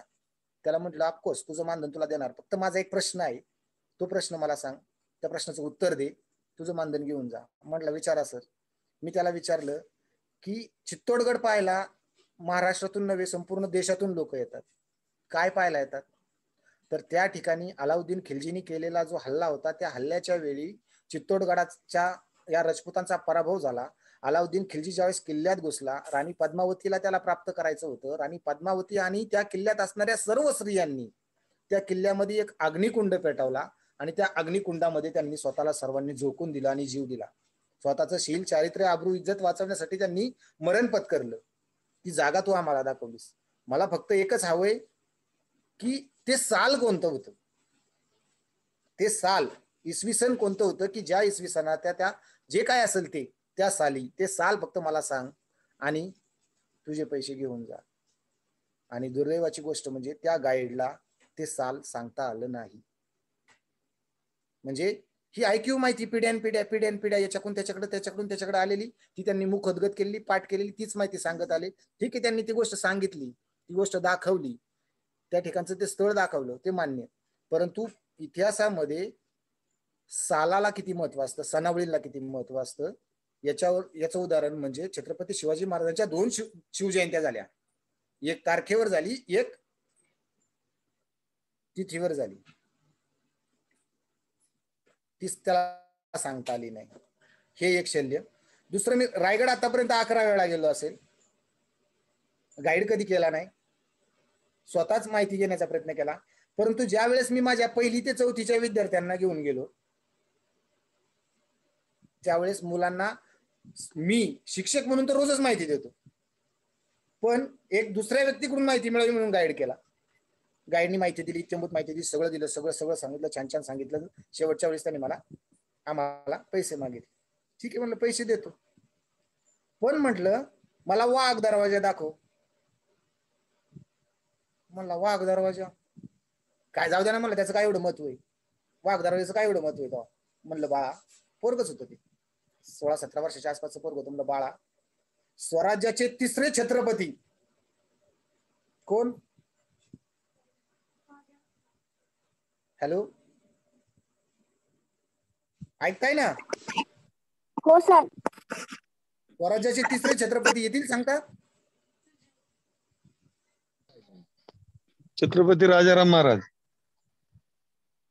येस, छत्रपती राजाराम महाराज. संभाजी महाराजांना पकडल्याच्या नंतर ज्या वेळेस इक्लास किंवा औरंगजेबाचे सरदार मुकर्रब असेल, इक्लास असेल, यांनी रायगड किल्ल्यावर ज्यावेळेस स्वारी केली, हल्ला केला, रायगडाला वेढा घातला, त्यावेळेस येसुबाईंनी राजारामांचा राज्याभिषेक करून राजारामांना वाघ दरवाजाच्या मार्गे सही सलामत बाहेर काढून दिलं आणि ते जिंजीला गेले. ज्या दरवाजामुळे स्वराज्याचे 3रे छत्रपती वाचले, ज्या दरवाजातून ते सही सलामत सुटले, त्या दरवाजाचं महत्व नाही म्हणतो. म्हटलं, त्याला विचारलं, त्यांनी चेहरा पाडला आणि त्यांनी जी काही माहिती सांगितली ती संपूर्ण माहिती त्यांनी शिवाजी महाराजांच्या बद्दल सांगितली. त्याला मी अजून एक प्रश्न विचारला, तू आम्हाला छत्रपती शिवाजी महाराजांचा महाल दाखवला, शिवाजी महाराजांच्या 7 राण्यांचे 7 महाल दाखवले. या किल्ल्यावर संभाजी महाराजांचंही वास्तव्य होतं. संभाजी महाराज राजे होण्याच्या अगोदर, म्हणजे युवराज असताना, येसुबाई त्यांच्या पत्नी, त्यावेळेस ते कोणत्या महालात राहत असावेत, हा माझा प्रश्न होता. पहा, आता हा अचानक उठलेला प्रश्न होता किंवा माझ्या बुद्धीतून सुचलेला प्रश्न होता, तर त्याला तो महाल दाखवता नाही आला. तो म्हटला तो महाराजांच्याच महालात राहत असेल नाही. संभाजीराजे युवराज असताना शिवाजी महाराजांच्याच महालात राहत असतील असं कसं म्हणतोस? म्हटलं तू 7 राण्यांकरता 7 महाल बांधून घेणारे राजे, अष्टप्रधान मंडळाच्या प्रत्येक मंत्र्याकरता प्रत्येक वेगळा महाल त्यावेळेस बांधून घेतला होता राजांनी. एवढंच नव्हे तर शिलेदारांकरता वेगळ्या इमारती असतील, बारगिरांकरता वेगळ्या इमारती होत्या, बाजारपेठेसाठी वेगळी इमारत होती. आणि मग त्यावेळेस महाराजांनी, राजाराम महाराजांसारखे ते लहान तर नव्हते, 7-8 वर्षाचे, की जे ते आई सोयराबाई बरोबर त्यांच्या महालात राहतील. कारण 7 महाल ज्या वेळेस त्या ठिकाणी बांधले गेले, त्यावेळेस 8वा महाल बांधता आला नाही, कारण सईबाई साहेब त्यावेळेस मृत्युमुखी पावलेल्या होत्या. 1659 मध्येच त्यांचा मृत्यू झालेला होता, संभाजी महाराजांच्या मातोश्री. त्यांच्यासाठीचा महाल त्या ठिकाणी बांधला गेला नाही म्हटले. त्यांनी सांगताना सांगितलं 7 राण्या जिवंत होत्या म्हणून 7 राण्यांकरता 7 महाल. ठीक आहे, 7 राण्यांकरता 7 माल. 8वी राणी अगोदरच वारलेली असल्यामुळे त्यांच्याकरता माल बांधला नाही, परंतु त्यांचा मुलगा युवराज संभाजीराजे आणि त्यांच्या पत्नी येसुबाई यांच्याकरता तरी वेगळा सेपरेट एखादा माल असावा, तोही त्याला दाखवता आला नाही. म्हणजे म्हणून या ठिकाणी सांगतोय की तुम्ही सर्वांनी अशा ठिकाणी गेल्यानंतर त्या ठिकाणी ते फील करा. मी अनेक वेळेस म्हणजे 11 वेळा ज्यावेळेस गेलो त्यापूर्वी म्हणजे ज्यावेळेस माझी 7वी वेळ झाली होती त्यावेळेस मला कळलं होतं. म्हणजे त्या वाचनामध्ये आलेलं खूप होतं की आनाजी पंत असतील, रावजी सोमनाथ असतील, मोरपंत पेशवे असतील यांनी महाराजांच्या शिवाजी महाराजांच्या मृत्यूनंतर संभाजी महाराजांच्या विरोधात कारवाया केल्या. संभाजी महाराजांनी त्यांना माफ केलं, परत त्यांना त्यांची पदं दिली, परंतु त्यावरूनही ते थांबले नाहीत. अगदी 20 प्रयोगापर्यंत त्यांची मजल गेली, त्यावरही ते थांबले नाहीत. अगदी अकबराबरोबर त्यांनी म्हणजे शहाजादा अकबर जो होता औरंगजेबाचा मुलगा त्याच्याबरोबर त्याचं जे संधान साधलं होतं ती पत्र हस्तगत झाल्यानंतर महाराजांनी त्यांना शिक्षा दिली. मग ती तोफेच्या तोंडी देणं, हत्तीच्या पायी देणं, मग त्या जागा, तो होळीचा माळ, तो टकमक टोक फील केलं तिथं जाऊन. टकमक टोकावरती गेल्यानंतर फक्त कडेलोटच नव्हता, टकमक टोकावरून सुद्धा तोफेच्या तोंडी दिलं जात होतं. आता 4-8 दिवसापूर्वी माझा जो श्रीमानयुगीचा भाग होता त्या भागामध्ये संभाजी महाराजांनी भोपाळगडावरती जे स्वारी केली दिलेर खानाच्या बाजूने, म्हणजे मोगलांना मिळाल्याच्या नंतर ज्यावेळेस भोपाळगडावरती आले त्यावेळेस भोपाळगड फिरंगोजी नरसाळेंनी डायरेक्ट ताब्यात देऊन टाकला प्रतिकार न करता, कारण समोर युवराज संभाजीराजे आहेत आणि संभाजीराजांवरती शस्त्र चालवणं शक्य नाही म्हणून त्यांनी किल्ला स्वाधीन केला आणि रायगडावरती माघारी आले. तर पुस्तकामध्ये वर्णन केलेलं शिवाजी महाराजांनी फिरंगोजी नरसाळा यांना या केलेल्या कृत्याबद्दल तोफेच्या तोंडी देण्याची शिक्षा फरमावली होती. आता हे कादंबरीमध्ये वाचन केलेलं आहे. म्हणजे महाराज त्यावेळेस विचार किंवा केलेल्या गुन्ह्याच्या बाबत शिक्षा फरमावण्याबाबत अजिबात मुलाहिजा बाळगत नव्हते. ती शिक्षा अंमलात आणली गेली नाही, तो भाग पुढचा. कारण फिरंगोजी नरसाळे यांनी पूर्व पुण्याई किंवा पूर्व काम त्यांनी चाकणचा भुईकोटचा किल्ला किती काळ लढवला, पन्हाळ्याच्या किल्ल्यावरती काय काय कामगिरी केली, त्या सर्व कामगिरी असतील. आणि संभाजी महाराज समोर असताना महाराजांनी हा विचार केला की संभाजी महाराज समोर ज्यावेळेस विरोधी पक्षातून लढायला येतील त्यावेळेस माझ्या स्वराज्यातला कोणता मावळा संभाजी राजांवरती शस्त्र चालवेल आणि मग त्यांना शिक्षा देणे योग्य आहे का, हा विचार करून त्यांना ती माफी दिली गेली. या अशा अनेक गोष्टी ज्या आपल्याला माहिती नाही आणि खूप रंजक आहे, खूप मजेशीर आहे आणि विचार करण्यास प्रवृत्त करणाऱ्या या काही गोष्टी आहेत, या निश्चितपणे तुम्ही सुद्धा वाचा, ऐका. जेवढं ऐकाल तेवढं तुमच्या ज्ञानात भर पडणार आहे. अजून एक जाता जाता एक गोष्ट या ठिकाणी सांगतो. आता 4थीचं पुस्तक इतिहासाचं सर्वांनी पाहिलेलं असेल, पाहिले सर्वांनी? हो पाहिले. त्याच्या पहिल्याच म्हणजे काय म्हणतो मुखपृष्ठावर कशाचं चित्र आहे? शिवाजी महाराजांचं आणि त्यांच्या मावळ्यांचं. शिवाजी महाराज आहे, बरोबर. शिवाजी महाराज घोड्यावर बसलेले आहेत, बरोबर. एक चलता चलता मिळालेली माहिती तुम्हाला या ठिकाणी सांगतोय. आताच एक 8 दिवसापूर्वी आमच्या या शिवदुर्ग ग्रुप प्रतिष्ठानच्या माध्यमातून अनेक नवीन नवीन माहिती आम्हाला मिळत राहते आणि त्या ठिकाणची माहिती पारखल्याशिवाय त्याचा उहापोह केल्याशिवाय आम्ही पण ती खरी मानत नाही. पहा, नवीन मिळालेली माहिती. तुम्ही आता सगळेजण नांदेडचे नसतील ना? नाही. परभणीचं कुणी आहे? नाही. नाही. ठीक आहे, असो. तुम्ही आतापर्यंत घोड्यावर असणारा राजा, मग शिवाजी महाराज असो किंवा दुसरा कोणताही असो, असं कधी एखादं चित्र इमेज पाहिलेली आहे का? हो. आठवतील का? आठवतील का? नांदेडमध्ये पण शिवाजी महाराजांचा पुतळा असेल कुठेतरी?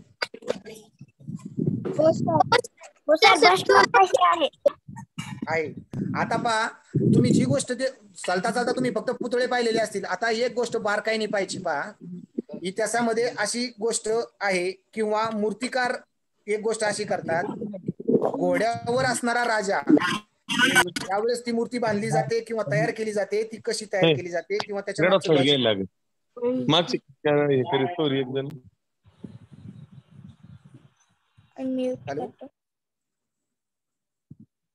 सर हा जे घोड्याचे पाय जे वरती करतात ना, तर घोड्यांच्या पायावरून असं काही ते कशावरून मेले आहेत.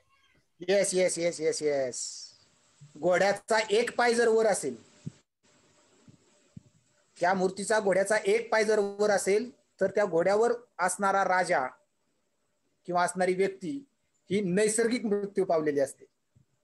घोड्याचे दोन्ही पाय जर वर असतील तर असणारी व्यक्ती ही युद्धामध्ये शत्रूचे वार अंगावर झेलून मृत्यू पावलेली असते. आणि घोड्याचे चारीच्या चारी पाय जर जमिनीवर टेकलेले असतील तर घोड्यावर असणारी व्यक्ती ही दुसऱ्या राजाला शरण गेलेली व्यक्ती असते. आहे का लॉजिक? कोणी त्या घोड्याच्या पायांकडे एवढ्या बारकाईने पाहिल का? किंवा त्या पायांचा असा काही अर्थ असू शकतो?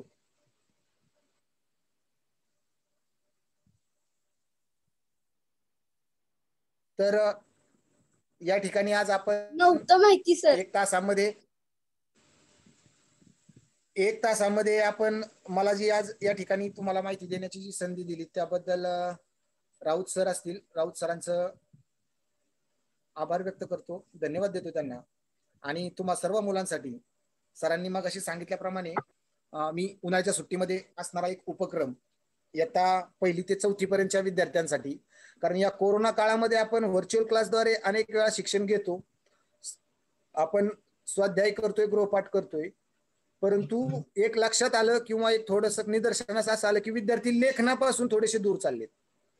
मग त्यांच्या हस्ताक्षरामध्ये जो काही परिणाम होतो हस्ताक्षरावरती, जो लेखनाचा सराव नसल्यानंतर तो होतो. त्यासाठी एक उपक्रम सुरू केलेला आहे गेल्या 15-20 दिवसापासून, 20-21 दिवसापासून. ऐका आणि लिहा हा एक उपक्रम युट्यूब वरती छान छान गोष्टी, हिसाब नीतीच्या कथा किंवा मराठी बोधकथा या माध्यमातून रोज एक गोष्ट, अगदी छोटी 2-2, 3-3 मिनिटाची गोष्ट जी ऐकायला आणि त्याच्यामध्ये ॲनिमेशन जेवढं देता येईल तेवढं देण्याचा प्रयत्न केलेला आहे. तो विद्यार्थ्यांपर्यंत पोहोचतोय. तुम्हीही त्याचा लाभ घ्या. श्रुतलेखन म्हणूया आपण त्याला. ऐकायचा आणि लिहायचा, गोष्ट ऐकायची आणि गोष्ट लिहायची. याचे 2 फायदे तुम्हाला होणार आहेत. एक लेखनाचा सराव, दुसरी गोष्ट हस्ताक्षरामध्ये सुद्धा तुमची सुधारणा होणार आहे. आणि तिसरी गोष्ट म्हणजे ज्यावेळेस शाळा सुरू होणार आहे त्यावेळेस तुमच्याकडे गोष्टींची एक शिदोरी असणार आहे, भली मोठी. रोज एक गोष्ट ऐकल्यामुळे, रोज एक गोष्ट लिहिल्यामुळे एक मोठी शिदोरी तुमच्याकडे असणार आहे. परिपाठामध्ये आपण तर गोष्ट सांगतच असतो, ऐकत असतो, त्यावेळेस आपल्याकडे गोष्टींचा तोटाच येणार नाही. रोज नवीन गोष्ट येईल शाळेमध्ये. असे 2-3 गोष्टी डोक्यात ठेवून हा एक उपक्रम सुरू केलेला आहे. आणि तुम्हा सर्वांना एक विनंती राहील, तुम्ही माझी जी छावा वाचन, छावा कादंबरी वाचन आणि श्रीमान योगी कादंबरी वाचन या ज्या वाचनाचे जे भाग आहेत हे तुम्ही भाग ऐका, पहिल्यापासून ऐका, रोज एक भाग ऐका. फक्त ऐकताना एक करायचं, हेडफोन लावायचा, डोळे मिटायचे आणि निवांत ऐकायचं.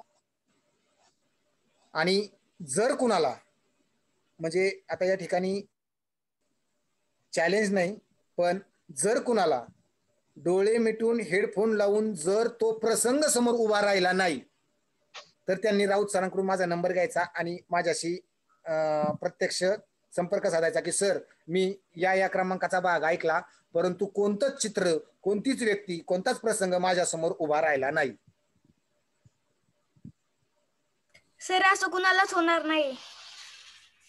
जर झालं तर निश्चितपणे माझे संपर्क साधा की मी मग म्हणजे की मी त्या ठिकाणी कुठं कमी पडलोय की काय याच्यावरती मला थोडाफार हे करावं लागेल, विचार करावा लागेल आणि माझ्यात सुधारणा करण्याचा प्रयत्न करेल मी निश्चितपणे. त्यावेळेस फक्त हेडफोन लावा किंवा हेडफोन लावायचा नसेल तर स्पीकर ऑन करून मोठ्या आवाजात, म्हणजे मग तुम्ही तो ब्लूटूथला जोडा, स्पीकरला जोडा किंवा कशाला जोडा, तो ऐकायचा, पण डोळे मिटून ऐकायचा. तुम्ही प्रत्यक्ष त्या ठिकाणी त्या प्रसंगाचे साक्षीदार असणार आहात, निश्चितपणे असणार आहात, ही खात्री आहे मला. नक्की सर. तुमच्या युट्यूब चॅनलचं नाव सांगा ना. चॅनलचं नाव एम टू स्कॉलर. ATS. फळ्यावरती लिहून द्या सर. हो सर, देतो मी, लिहून देतो फळ्यावर त्याला. लिहून द्या. हो हो, लिहून देतो. तर पिवळ्या तुम्ही- रंगाचा लोगो आहे.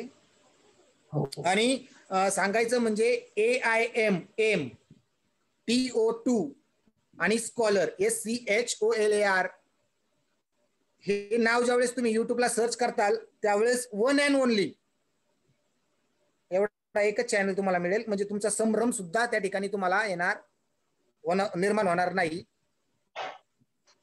तोच फक्त तुम्हाला उपलब्ध होईल त्या ठिकाणी. सरांनी नाव लिहून दिलेलं आहे, सर्च करा आणि त्यावरच्या बाकीच्या. आणि हा तुम्हाला मी आज जी जंजिऱ्याची माहिती सांगितली, पद्मदुर्ग लाया पाटील, तर दुर्ग त्याच्यामध्ये एक व्हिडिओ असा पण आहे, दुर्ग भ्रमंती पद्मदुर्ग किल्ला, तोही तुम्ही प्रत्यक्ष तुम्हाला संपूर्ण किल्ल्याची पाहणी मिळेल. किल्ल्यावरती असणाऱ्या तोफा, त्या ठिकाणावरून असणारं जंजिरा किल्ल्याचं अंतर, जंजिरा किल्ला आणि पद्मदुर्ग या 2 किल्ल्यांमध्ये असणारं अंतर कसं काय, आज कसं जावं लागतं, ही सर्व माहिती तुम्हाला त्या पद्मदुर्गच्या किल्ल्यावरती पाहायला मिळेल. ती एक प्लेलिस्ट आहे, दुर्ग भ्रमंती गडवेडे मावळे. माझ्या चॅनलवरती तुम्ही गडवेडे मावळे ही प्लेलिस्ट पहा, त्याच्यावरती तुम्हाला अनेक किल्ले पाहायला मिळतील. त्याच याच्यावरती तुम्हाला रेवदंडा किल्ला सुद्धा पाहायला मिळेल. असे अनेक किल्ले सुद्धा तुम्हाला त्या ठिकाणी पाहायला मिळणार आहेत. आणि यापुढेही कोरोना काळ संपल्यानंतर अनेक किल्ले तुम्हाला पाहायला मिळतील. तुमच्या सेवेसाठी, तुमच्या माहितीसाठी तुम्हाला ते निश्चितपणे तुमच्यापर्यंत पोहोचवण्याचा प्रयत्न करणार आहे. तर धन्यवाद राऊत सर. धन्यवाद सर. तसं तर धन्यवाद म्हणून मी आता तुमचा कार्यक्रम संपवणार नाही हा, कारण हे तर आता मुलांसाठी पहिली भेट आहे. मुलांना तुम्ही फक्त ऐकलंय सरांना, आज फक्त आपण ऐकलोय. परंतु जेव्हा प्रत्यक्ष तुम्ही आता त्यांची व्हिडिओ पाहाल आणि पुन्हा एका तासिकेमध्ये सर आपल्यासोबत घेऊन गुगल अर्थ असेल किंवा गुगल मॅपच्या मदतीने प्रत्यक्ष आता तुम्हाला वाघ दरवाजा असेल, जे कुठलं असेल त्या किल्ल्याची माहिती अगदी त्या किल्ल्यावर घेऊन तुम्हाला ते दाखवतील. कारण त्या तासिका आम्ही पाहिलेल्या आहेत, आम्ही अनुभवलेल्या आहेत. गुगल अर्थचा आणि गुगल मॅपचा वापर करून कशा पद्धतीने त्यांनी आम्हाला सांगितलेलं आहे, आम्ही त्याचे साक्षीदार आहोत. आता आपल्यासोबत आदरणीय बापूसाहेब सर आहेत आणि बापूसाहेब सर तुम्हाला एक पुस्तक दाखवत आहेत, एक पुस्तक दाखवणार आहेत. बापूसाहेब सरांना विनंती करतो सर आपण ते पुस्तक दाखवावं, की ज्यामध्ये किल्ल्यांची माहिती त्या ठिकाणी आपण दाखवणार, आपण सांगू शकता सर. वेलकम, स्वागत आहे. नमस्कार सगळ्यांना.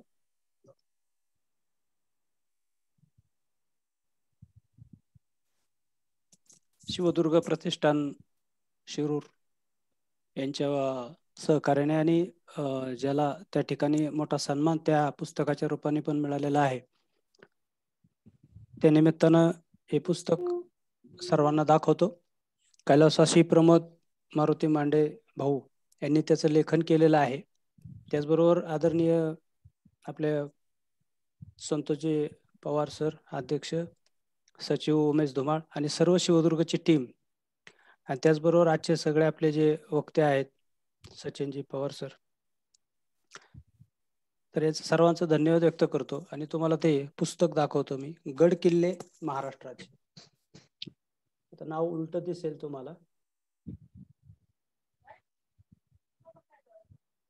तर या पुस्तकाचे लेखक इथं आहेत प्रमोद मांडे.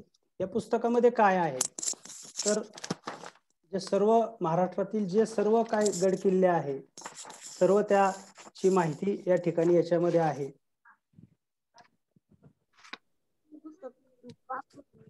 आदरणीय सचिन सरांनाच रिक्वेस्ट करायची आहे या निमित्तानं, की याच्यातलं एका तुम्हाला जसं शक्य होईल तसं मालिका म्हणा किंवा आठवड्यातून एखाद्या वेळेला एक दोन किल्ल्याची काही माहिती देण्याचा आपण या दृष्टीने प्रयत्न करूया, की मुलांशी गप्पा या चॅनलवरती त्यांच्याकडे राहील आणि आपल्या सर्व इतर ग्रुपलाही तो देता येईल. तुमच्या एका सुंदर आवाजाचा आणि कलेचा एक आपल्याला चांगला वापर करून घेऊन महाराष्ट्रातील संपूर्ण सर्व भागामध्ये हा एक जाण्याचा योग येईल. एवढंच एक यांच्या धुमाळ सरांच्या सूचनेवरून हे पुस्तक दाखवलंय. धन्यवाद सर्वांना आणि आम्हाला सर्वांना संधी दिल्याबद्दल आदरणीय राऊत सर आणि सर्व नांदेड टीम या सर्वांना धन्यवाद. सचिनजी एकदा आपला तो आवाज द्या हाळीचा. घरात असू द्या, हो द्या, थोड्या शॉर्ट आवाजात द्या, पण द्या, आमची रिक्वेस्ट राहील. आणि मुलांना आपण खोपते द्या द्या द्या. नाही ना, घरात आजूबाजूची घर ते हळू आवाजात थोडं समजून घ्या, थोडं समजून घ्या. नेक्स्ट तासिका मी शेतात जाऊन घेईन. बरोबर, चालेल चालेल. आणि उमेश धुमार सर, थोडस बोललात तर बरं होईल तुम्ही. चला, ओके, धन्यवाद. उमेश सर. सर्वप्रथम आयोजकांचे मनपूर्वक आभार. आता ह्या तासिकेला आमच्या वर्गातील सुद्धा काही विद्यार्थी जॉईन झालेले. मला जस्ट 11ला एक 5 मिनिट कमी असताना डमडरे सरांनी जी लिंक टाकली ती मिळाली आणि ती तशीची तशी आमच्या 6वीच्या दोन्ही तुकड्यांच्या व्हॉट्सअप ग्रुपला टाकली. तर त्यापैकी एक साधारण 10-15 मुलं जॉईन झालेली आहेत. अचानक कळाल्यामुळं आधी काही इंटिमेशन देता नाही आलं मुलांना, नाही तर बरीचशी मुलं जॉईन झाली असती याला. सन्माननीय राऊत सर, तुम्ही जो हा काही उपक्रम चालवलाय तुमच्या भागातील मुलांसाठीच, हा कदाचित शाळेपुरता मर्यादित नसेल, सर्वांना तो लाभ या तुमच्या उपक्रमाचा होत असेल. 300 पेक्षा जास्त भाग मला वाटते झालेले आहे आणि याच्या रूपानं तुम्ही विद्यार्थ्यांपर्यंत पोहोचताय, हे खरंच अभिनंदनीय गोष्ट आहे. शिवदुर्ग प्रेमीच्या माध्यमातून तालुक्यातील नव्हे तर पुणे जिल्हा, नगर जिल्हा आणि इतरही जसे जसे कोणी जॉईन होतील त्यांच्या सोबत हा गडकिल्ले भ्रमंतीचा जो प्रवास आहे तो सुरूच राहील. ते लॉकडाऊनचं जे अडथळामध्ये आलेलं आहे कोरोनाच्या रूपाने, त्यामुळे आता काही लिमिटेशन्स आपल्याला आहेत. जेव्हा केव्हा ह्या आजाराचं संक्रमण थांबेल किंवा कमी होईल त्यानंतर पुनश्च आपण भटकंतीसाठी बाहेर पडून, पवार सर जसं म्हटले की किल्ल्यावर गेल्यावर काय पाहायचं, फोटो काढायचे किंवा सेल्फी काढायचे, यासाठीच फक्त किल्ला नाहीये, तर जे महाराष्ट्राचं मर्दानी दैवत छत्रपती शिवाजी महाराज आहे त्यांचा पदस्पर्श किंवा हस्तस्पर्श ज्या ज्या ठिकाणी झाला असेल तिथं कुठंतरी आपलाही हात लागणार आहे. आणि त्या रूपानं आपण स्वतःला भाग्यवान समजू, कारण शिवाजी महाराज पाहायला नाही मिळाले, परंतु त्यांचा स्पर्श झाला, त्यांचा वावर ज्या ठिकाणी झाला तो भाग सुद्धा आपल्याला पाहायला मिळेल, तिथं जाता येईल. आणि हे आपण नक्कीच इथून पुढच्या काळामध्ये करूया.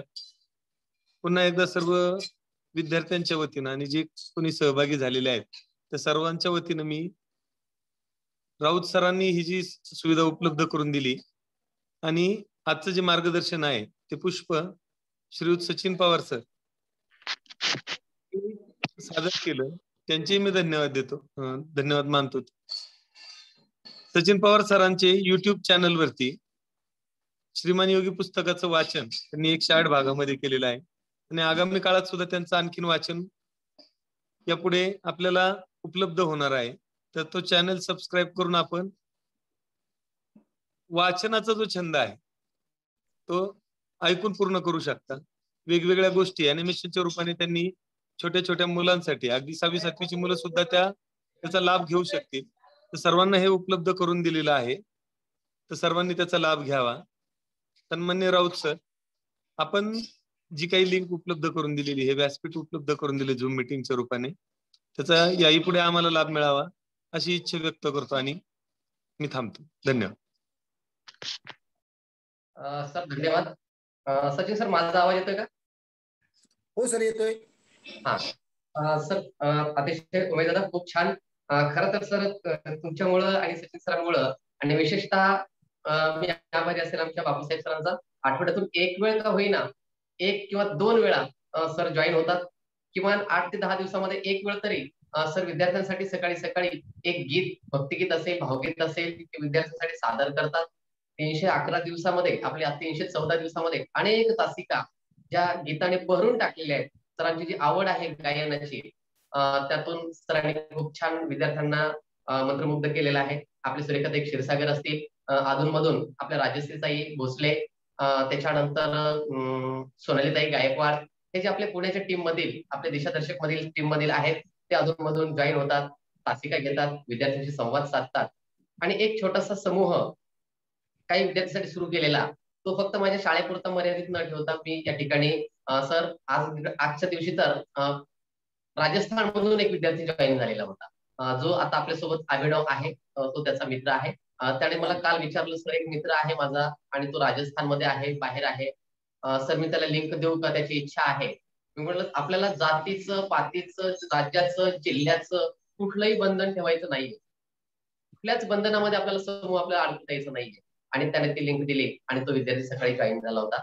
कालपासून योगा सुरुवात केलेली आहे. सकाळी 7:15 ते 7:45 योगा आणि 8 ते 9 अभ्यासाची तासिका आणि सायंकाळी पुन्हा 7 ते 8 ही एक आपल्या माहिती तंत्रज्ञानाची IT विषयावरची तासिका. असं एक बिझी शेड्यूल मध्ये विद्यार्थ्यांसोबत छानपैकी चालू आहे. नॉनस्टॉप, एकही दिवस बंद नाही, कधी सुट्टी नाही, कोणता रविवार नाही, कुठला सण नाही किंवा लग्नाची अडचण नाही.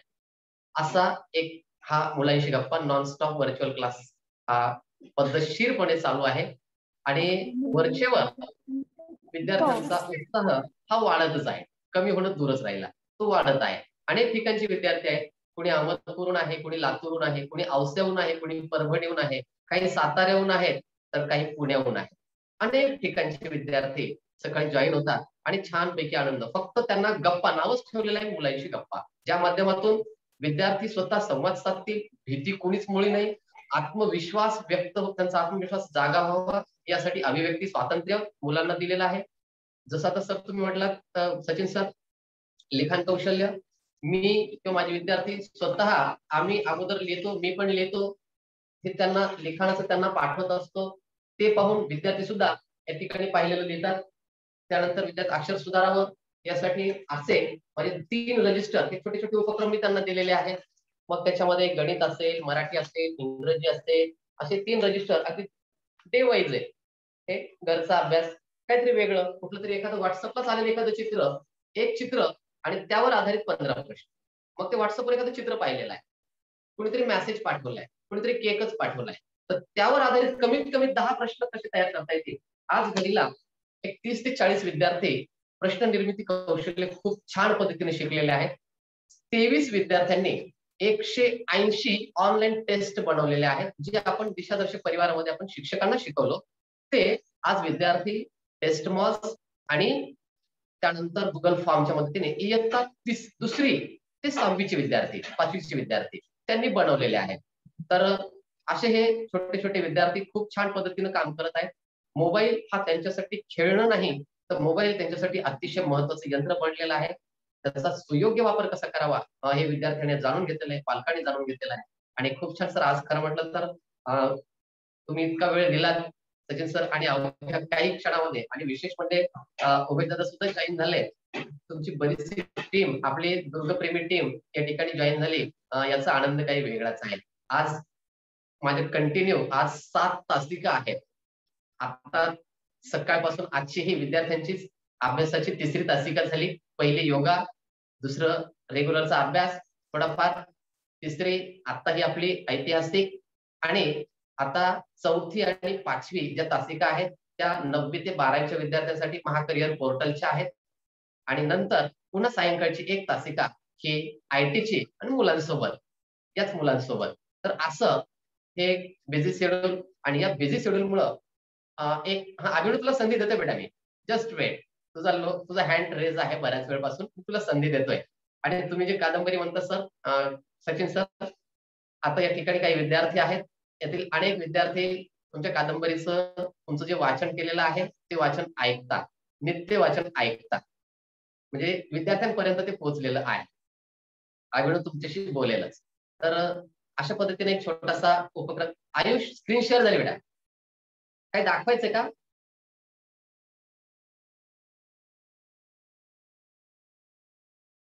ओके, ठीक आहे. आणि त्यातल्या त्यात हे जे विद्यार्थी आहेत सर, 23 विद्यार्थी छानपैकी तंत्रज्ञ बनलेले आहेत. वेगवेगळे ऍप्स कसे वापरावेत, जसं आपण प्रशिक्षण दिलं तसं हे विद्यार्थी हाऊ टू क्रिएट ईमेल, आपला जीमेल अकाउंट, ईमेल ID कसा तयार करायचा, ईमेल कसा पाठवायचा, टेस्ट मध्ये टेस्ट कशी बनवायची, अगदी दिशादर्शकचे जे आपली सुरुवातीचे 99 दिवस कार्यशाळा झाल्या, त्या कार्यशाळा, त्यामध्ये जे आपण एकमेकांना समजून घेतलं, माझ्याकडच्या काही गोष्टी तुमच्यापर्यंत, तुमच्याकडच्या काही गोष्टी माझ्यापर्यंत, आणि पूर्ण महाराष्ट्रापर्यंत आपण पोहोचवलो. तेच काम आता हे छोटे विद्यार्थी, 5वी पर्यंतचे विद्यार्थी करत आहेत. याचं कुठंतरी दिशादर्शक परिवाराचं नक्कीच म्हणजे काय 100%च त्यांची साथ आहे.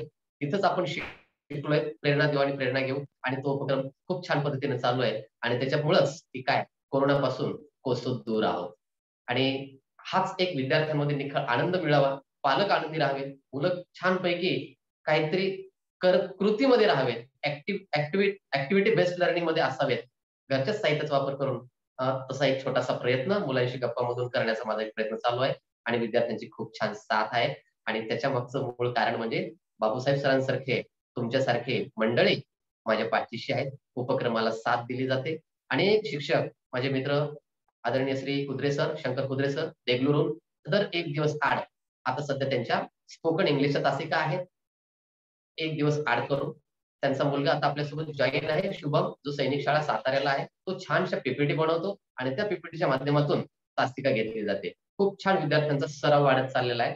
मी पण लेखन करतो, विद्यार्थी लेखन करतात आणि एक छानसा एक विद्यार्थ्यांना शैक्षणिक प्रवास विद्यार्थ्यांसह माझाही चालू आहे.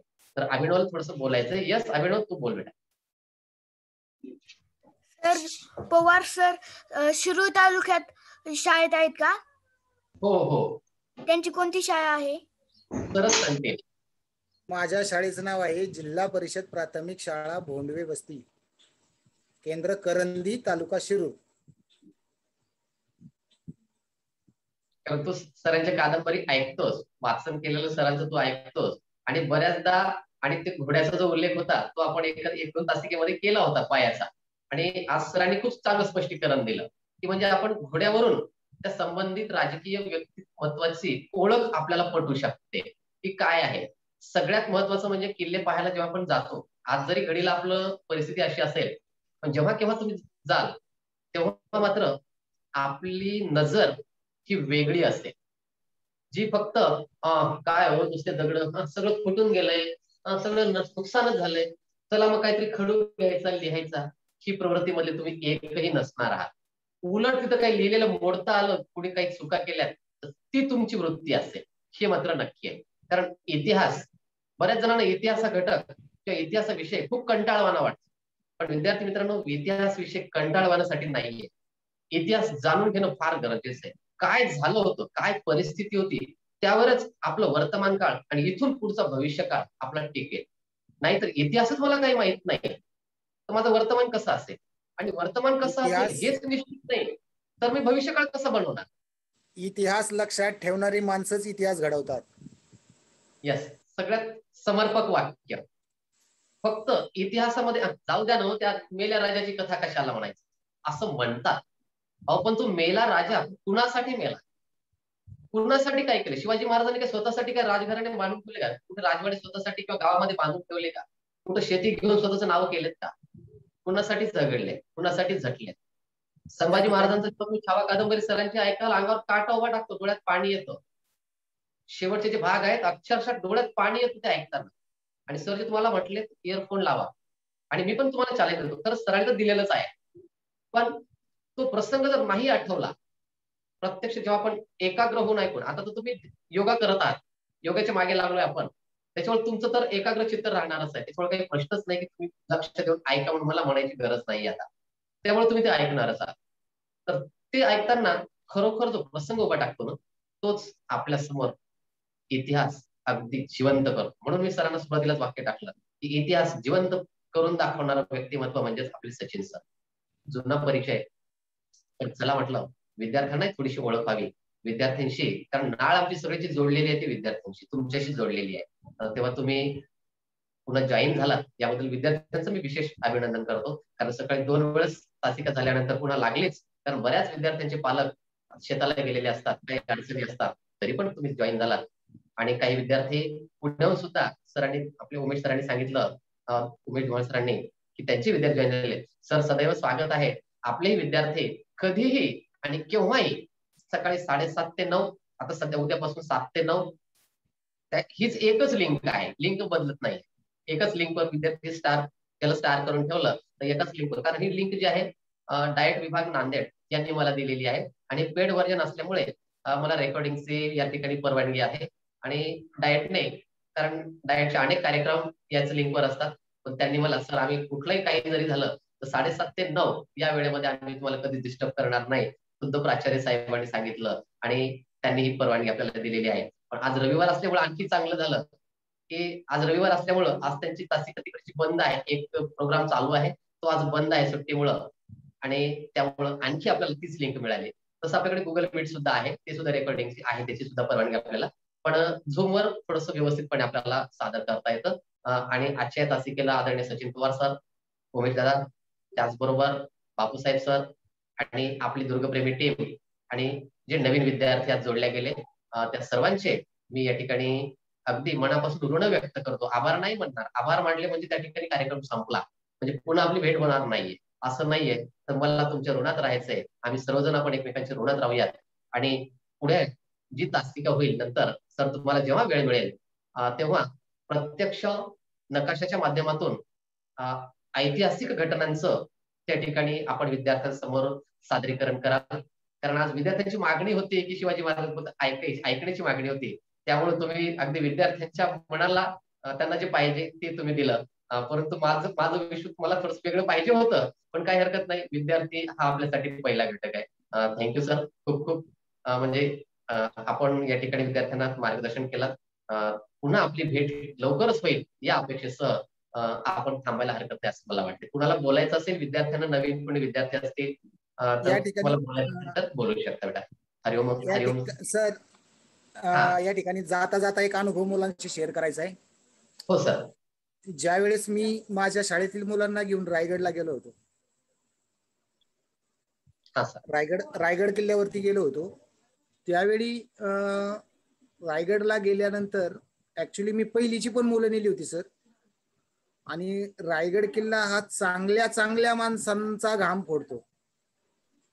म्हणजे हिरोजी इंदलकरांनी ज्यावेळेस किल्ल्याचं बांधकाम केलं आणि छत्रपती शिवाजी महाराज सगळ्यात पहिल्यांदा किल्ल्यावर आले, ज्या वेळेस हत्ती दरवाजाच्या जवळ आले, एंट्रान्स, रायगड किल्ल्याला एकच प्रवेशद्वार, तिथं आल्याच्या नंतर महाराजांना दम लागला. महाराज त्या ठिकाणी बसले आणि हिरोजी इंदलकरांना म्हटले की हा दरवाजा आणि या दरवाजाची रचना पाहून मला तरी वाटत नाही की या किल्ल्याला दुसऱ्या एखाद्या प्रवेशद्वाराची गरज असेल म्हणून. शत्रू कितीही प्रबळ असू द्या, इथवर येईपर्यंत त्याचं ऊर फुटल असा किल्ला. रायगड किल्ल्यावरती गेल्यानंतर आम्हाला रोपवेचं बुकिंग मिळालं नाही. 11 वाजता आम्ही पायथ्याला पोहोचलो होतो. रोपवेवाल्यांशी चर्चा केली. अगदी तो काळ नाताळचा होता. लॉकडाऊन नव्हतं त्यावेळेस, आदल्या वर्षीचा काळ होता. नाताळाचा काळ असल्यामुळं जो कोकण आहे, कोकण हायवे किंवा कोकणच्या भागातला जो प्रेक्षणीय पर्यटन स्थळ आहे ती हाऊसफुल असतात. आम्हाला सांगितलं तुम्ही आता तिकीट काढले तर संध्याकाळी 5 वाजता तुम्हाला रोपवेने तुमचा नंबर लागेल. आम्ही त्यांना खूप विनंती केली. आमची शैक्षणिक सहल आहे, लहान लहान मुलं आहेत.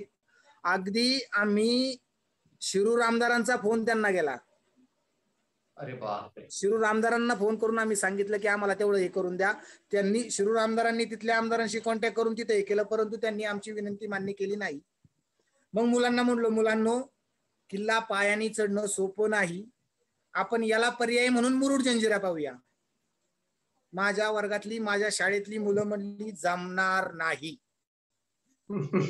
आम्हाला रायगडच पाहायचा आहे, भले तो पायी चढायला लागला तरी चालेल. आम्ही पायी चढायला सुरुवात केली. सर इयत्ता पहिलीची मुलगी, जिने जातानाच तिचा दम तुटला, शेवटी जातानाही तिला पाठीवर टाकलं, अख्खा किल्ला तिला घेऊन पाठीवर, येतानाही परत पाठीवरच होती. पण ज्या वेळेस तिथं त्यांना होळीच्या माळावरती सोडलं आणि मला थोडा विसावा घेण्यासाठी म्हणून मी बाजूला गेलो, तर तिथले जे काही किल्ल्याचे आजूबाजूचे किंवा तिथले जे लोक असतात ते लोक आमच्या मुलांकडे धावत आली. का? माझी मुलं काय करीत होती शाळेतली? होळीच्या माळावर बिस्लरीच्या बाटलीमध्ये माती भरीत होते. त्यांनी विचारलं काय करताय तुम्ही? किल्ल्यात हा जे किल्ला आहे हे एक संवर्धन केलेले किल्ले आहेत, एक शासकीय मालमत्ता आहे. त्या ठिकाणी मुलं बिस्लरीच्या बाटलीमध्ये माती भरीत होती.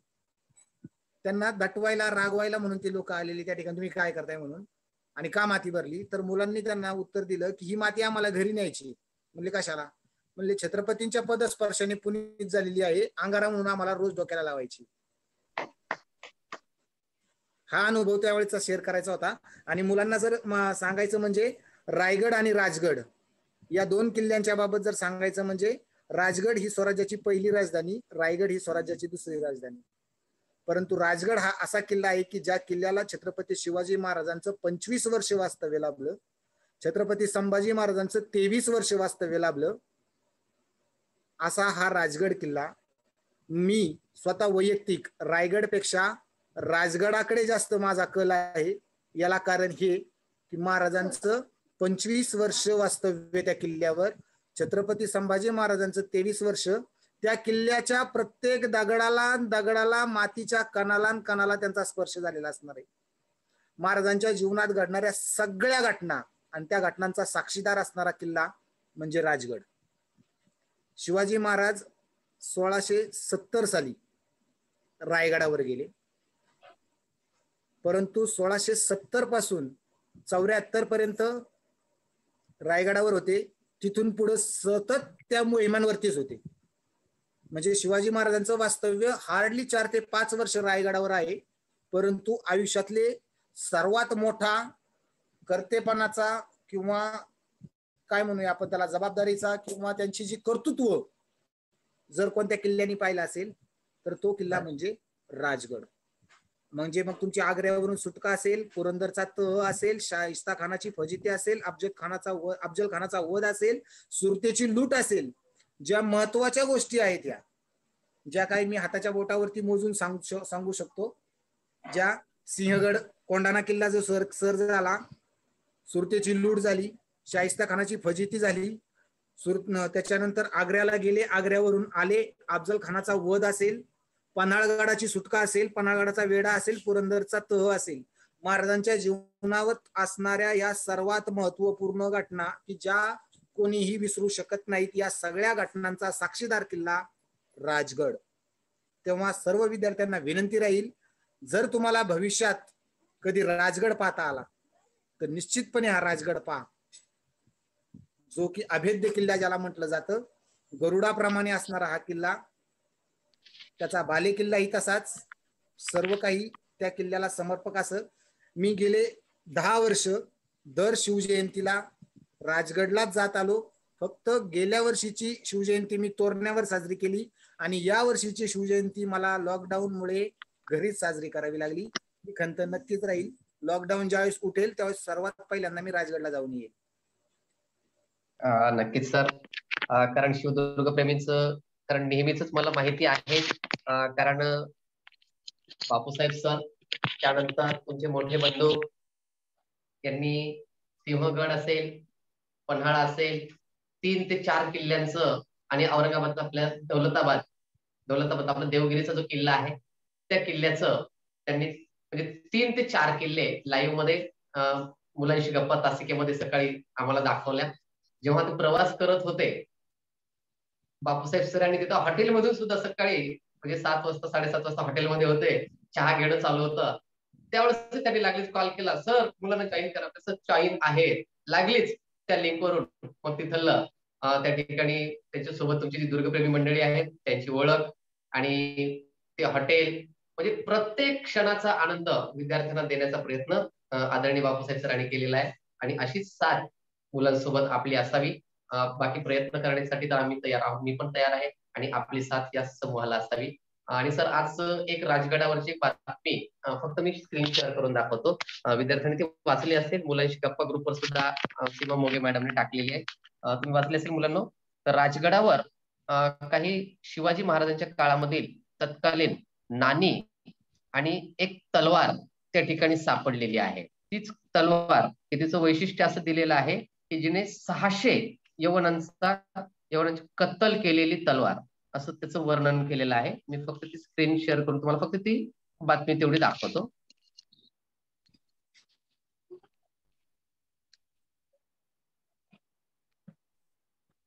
लोकमतला आलेली आहे बिग न्यूज म्हणून. राजगडावर सापडला अनमोल ठेवा. काय सापडलंय? महालक्ष्मीची मूर्ती, नाणी आणि 600 गणी कापलेली तलवार. इतिहास उलगडण्यास होणार मदत. म्हणजे इतिहास कशासाठी जाणून घ्यायचा? तो याच गोष्टीसाठी. काय होतं आणि आपण काय करू शकतो, काय त्यांनी केलंय हे जाणून वर्तमान सुखावणे आणि भविष्य आपण बनवणे, यासाठी अतिशय महत्वाचा घटक म्हणजे आपल्याला इतिहास जाणून घेणे आवश्यक आहे. तर अशा या तासिकेमध्ये आज आदरणीय सचिन पवार सरांनी खूप छान पद्धतीने तुमच्याशी संवाद साधला. आणखी सर नक्कीच येतील सोबत विद्यार्थी. हा, काही विद्यार्थ्याला कोणाला बोलायचं का बेटा? कोणाला बोलायचं तर आपण एक थोडी संधी देऊया. तुमच्यापैकी कोणी किल्ला पाहिला का रायगड?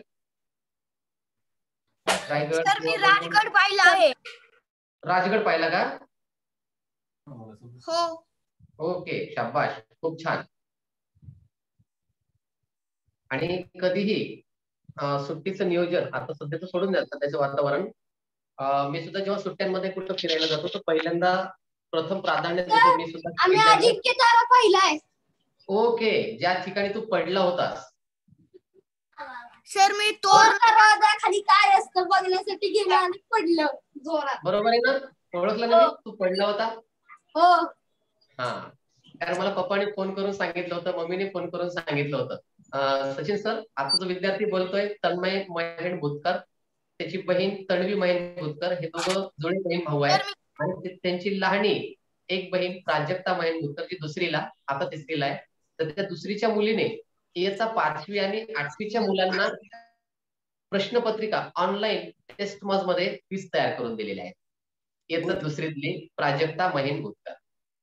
प्राजक्ता आहे का? तिला एक प्राजक्ताला बघू बेटा, सरांची ओळख होईल. प्राजक्ता तिथं असेल तर ते खाली येते. हा, तिला बोलव बेटा, बोलव. हा, तिला बोलवती. हा, यस. अरे किती लवकर आलीस तू? हा हा हा, यस. आणि हा, हे तिघे विद्यार्थी या ठिकाणी दररोज जॉईन असतात. हा, यस प्राजक्ता, तुझा परिचय दे.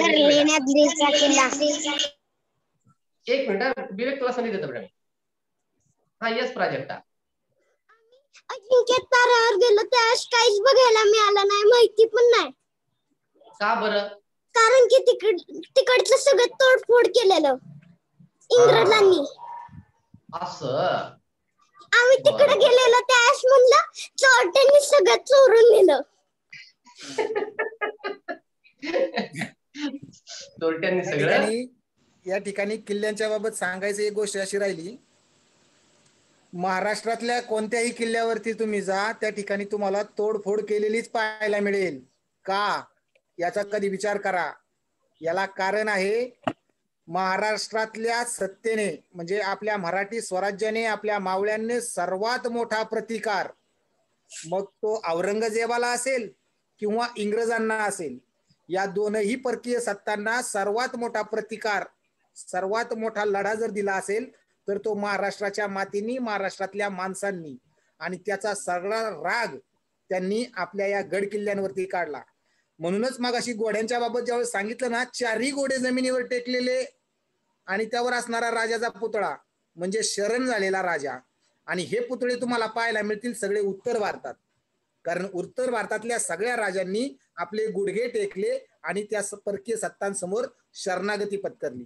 त्यातल्या 2 व्यक्ती सोडाव्या लागतील, त्या म्हणजे महाराणा प्रताप आणि झाशीची राणी लक्ष्मीबाई. या दोघांनी लढताना रणांगणावरती मरण पत्करलं, पण बाकीच्यांनी मात्र शरणागती पत्करली. आणि आजही जर तुम्ही तिकडचे किल्ले पाहायला गेलात, मग ते उदयपूर असेल, उधमपूर असेल, जोधपूर असेल, लाल किल्ला असेल, दिल्लीचा असेल किंवा आग्र्याचा असेल, चित्तोडगड असेल, अजमेर असेल, कोणतेही किल्ले पहा जशाला तसे आहेत. याला कारण आज आपण राहतो जी घरं आहेत ना, सेम तसेच्या तसे ते किल्ले आहेत. तिथला दगड सुद्धा कोणी पाडला नाही, तिथली कुणी विटही फोडली नाही. याला कारण त्यांनी शरणागती पत्करली. आणि आपण आपल्या मावळ्यांनी, आपल्या या महाराष्ट्रातल्या लोकांनी, सैन्याने त्यांना केलेला प्रतिकार आणि त्यामुळे किल्ल्याची झालेली नासधूस. 1818 हे साल महाराष्ट्राच्या इतिहासाकरता एक काळ साल म्हणावा लागेल. या सालामध्ये सर्वात जास्त नव्हे सगळ्या किल्ल्यांचा ऱ्हास, सगळ्या किल्ल्यांचा नाश, विध्वंस जर झाला असेल तर ते साल म्हणजे 1818. लक्षात ठेवा. दुसरा जर तुम्ही कोण जर म्हटलं ना 1818 साल कशा करता प्रसिद्ध आहे, सगळेजण म्हणतील इंग्रजांनी आपल्या महाराष्ट्रात किंवा महाराष्ट्रावर किंवा भारतावरती संपूर्ण वर्चस्व मिळवल्याचं साल 1818. परंतु महाराष्ट्रीय माणसांनी सांगता आलं पाहिजे की 1818 साल म्हणजे आमच्या सगळ्या किल्ल्यांचा झालेला विध्वंस, सगळ्या किल्ल्यांचा झालेला नाश, हे 1818 साल. बाबांनी आम्हाला गडावर गेल्यावर तेवढंच सांगितलं की ना महाराज यांची राजधानीच तेवढी नीट ठेवली. हा, ओके ओके बेटा. तर आता याच्यानंतर मात्र लक्षात ठेवायचं की जो किल्ला आपल्याला पडलेला दिसेल, जिथं जास्त नासधूस झालेली दिसेल, तर तिथं समजून घ्यायचं की इथं आपल्या मावळ्याने, आपल्याच कुणीतरी पूर्वजाने आपल्या स्वतःच्या जीवाची बाजी लावलेली आहे. आणि म्हणून आता जो भाग आहे तेवढा शिल्लक राहिलेला आहे. हे मात्र लक्षात ठेवा. जिथं तोडफोड जास्त झाली याचा अर्थ तिथं प्रतिकार जास्त झालेला आहे. एक खूप महत्वाची माहिती सर म्हणजे प्राजक्ताच्या बोलण्यातून तुमच्याकडून समोर आलेली आहे. आणि खूप छान तिनं कारण तिचं छोटंसं वय आणि त्याच्यातून तिला पाहायला, कारण प्रत्येकाला वाटतं की मी कुठं जर गेलो तर मला काहीतरी चांगलंच पाहायला भेटलं पाहिजे. पण चांगलं केव्हा पाहायला भेटतं आणि नुकसानीतून आपला इतिहास कसा आपण स्मरावा आणि तो कसा लक्षात ठेवावा. सर मी 4 किल्ले पाहिलेत. कोणते कोणते पाहिजे? तोरणावर पहिलीत असताना गेलो होतो, दुसरीत असताना राजगड आणि सिंहगड पुरंदर एवढे 3 किल्ले गेलो होतो. ओके ठीक आहे. आता पुन्हा जेव्हा वातावरण व्यवस्थित होईल तेव्हा नक्कीच जेव्हा तुम्ही कुठं बाहेर फिरायला निघाल तेव्हा जरूर किल्ल्याला भेट द्या. आणि सर जसं म्हटले अगदी त्या पद्धतीनं प्रवेशद्वारावर, मुख्य द्वारावर थोडा वेळ 1-2 मिनिट का होईना बसा आणि थोडस चिंतन करा, थोडा विचार करा की खरंच काय अनुभूती आली असेल.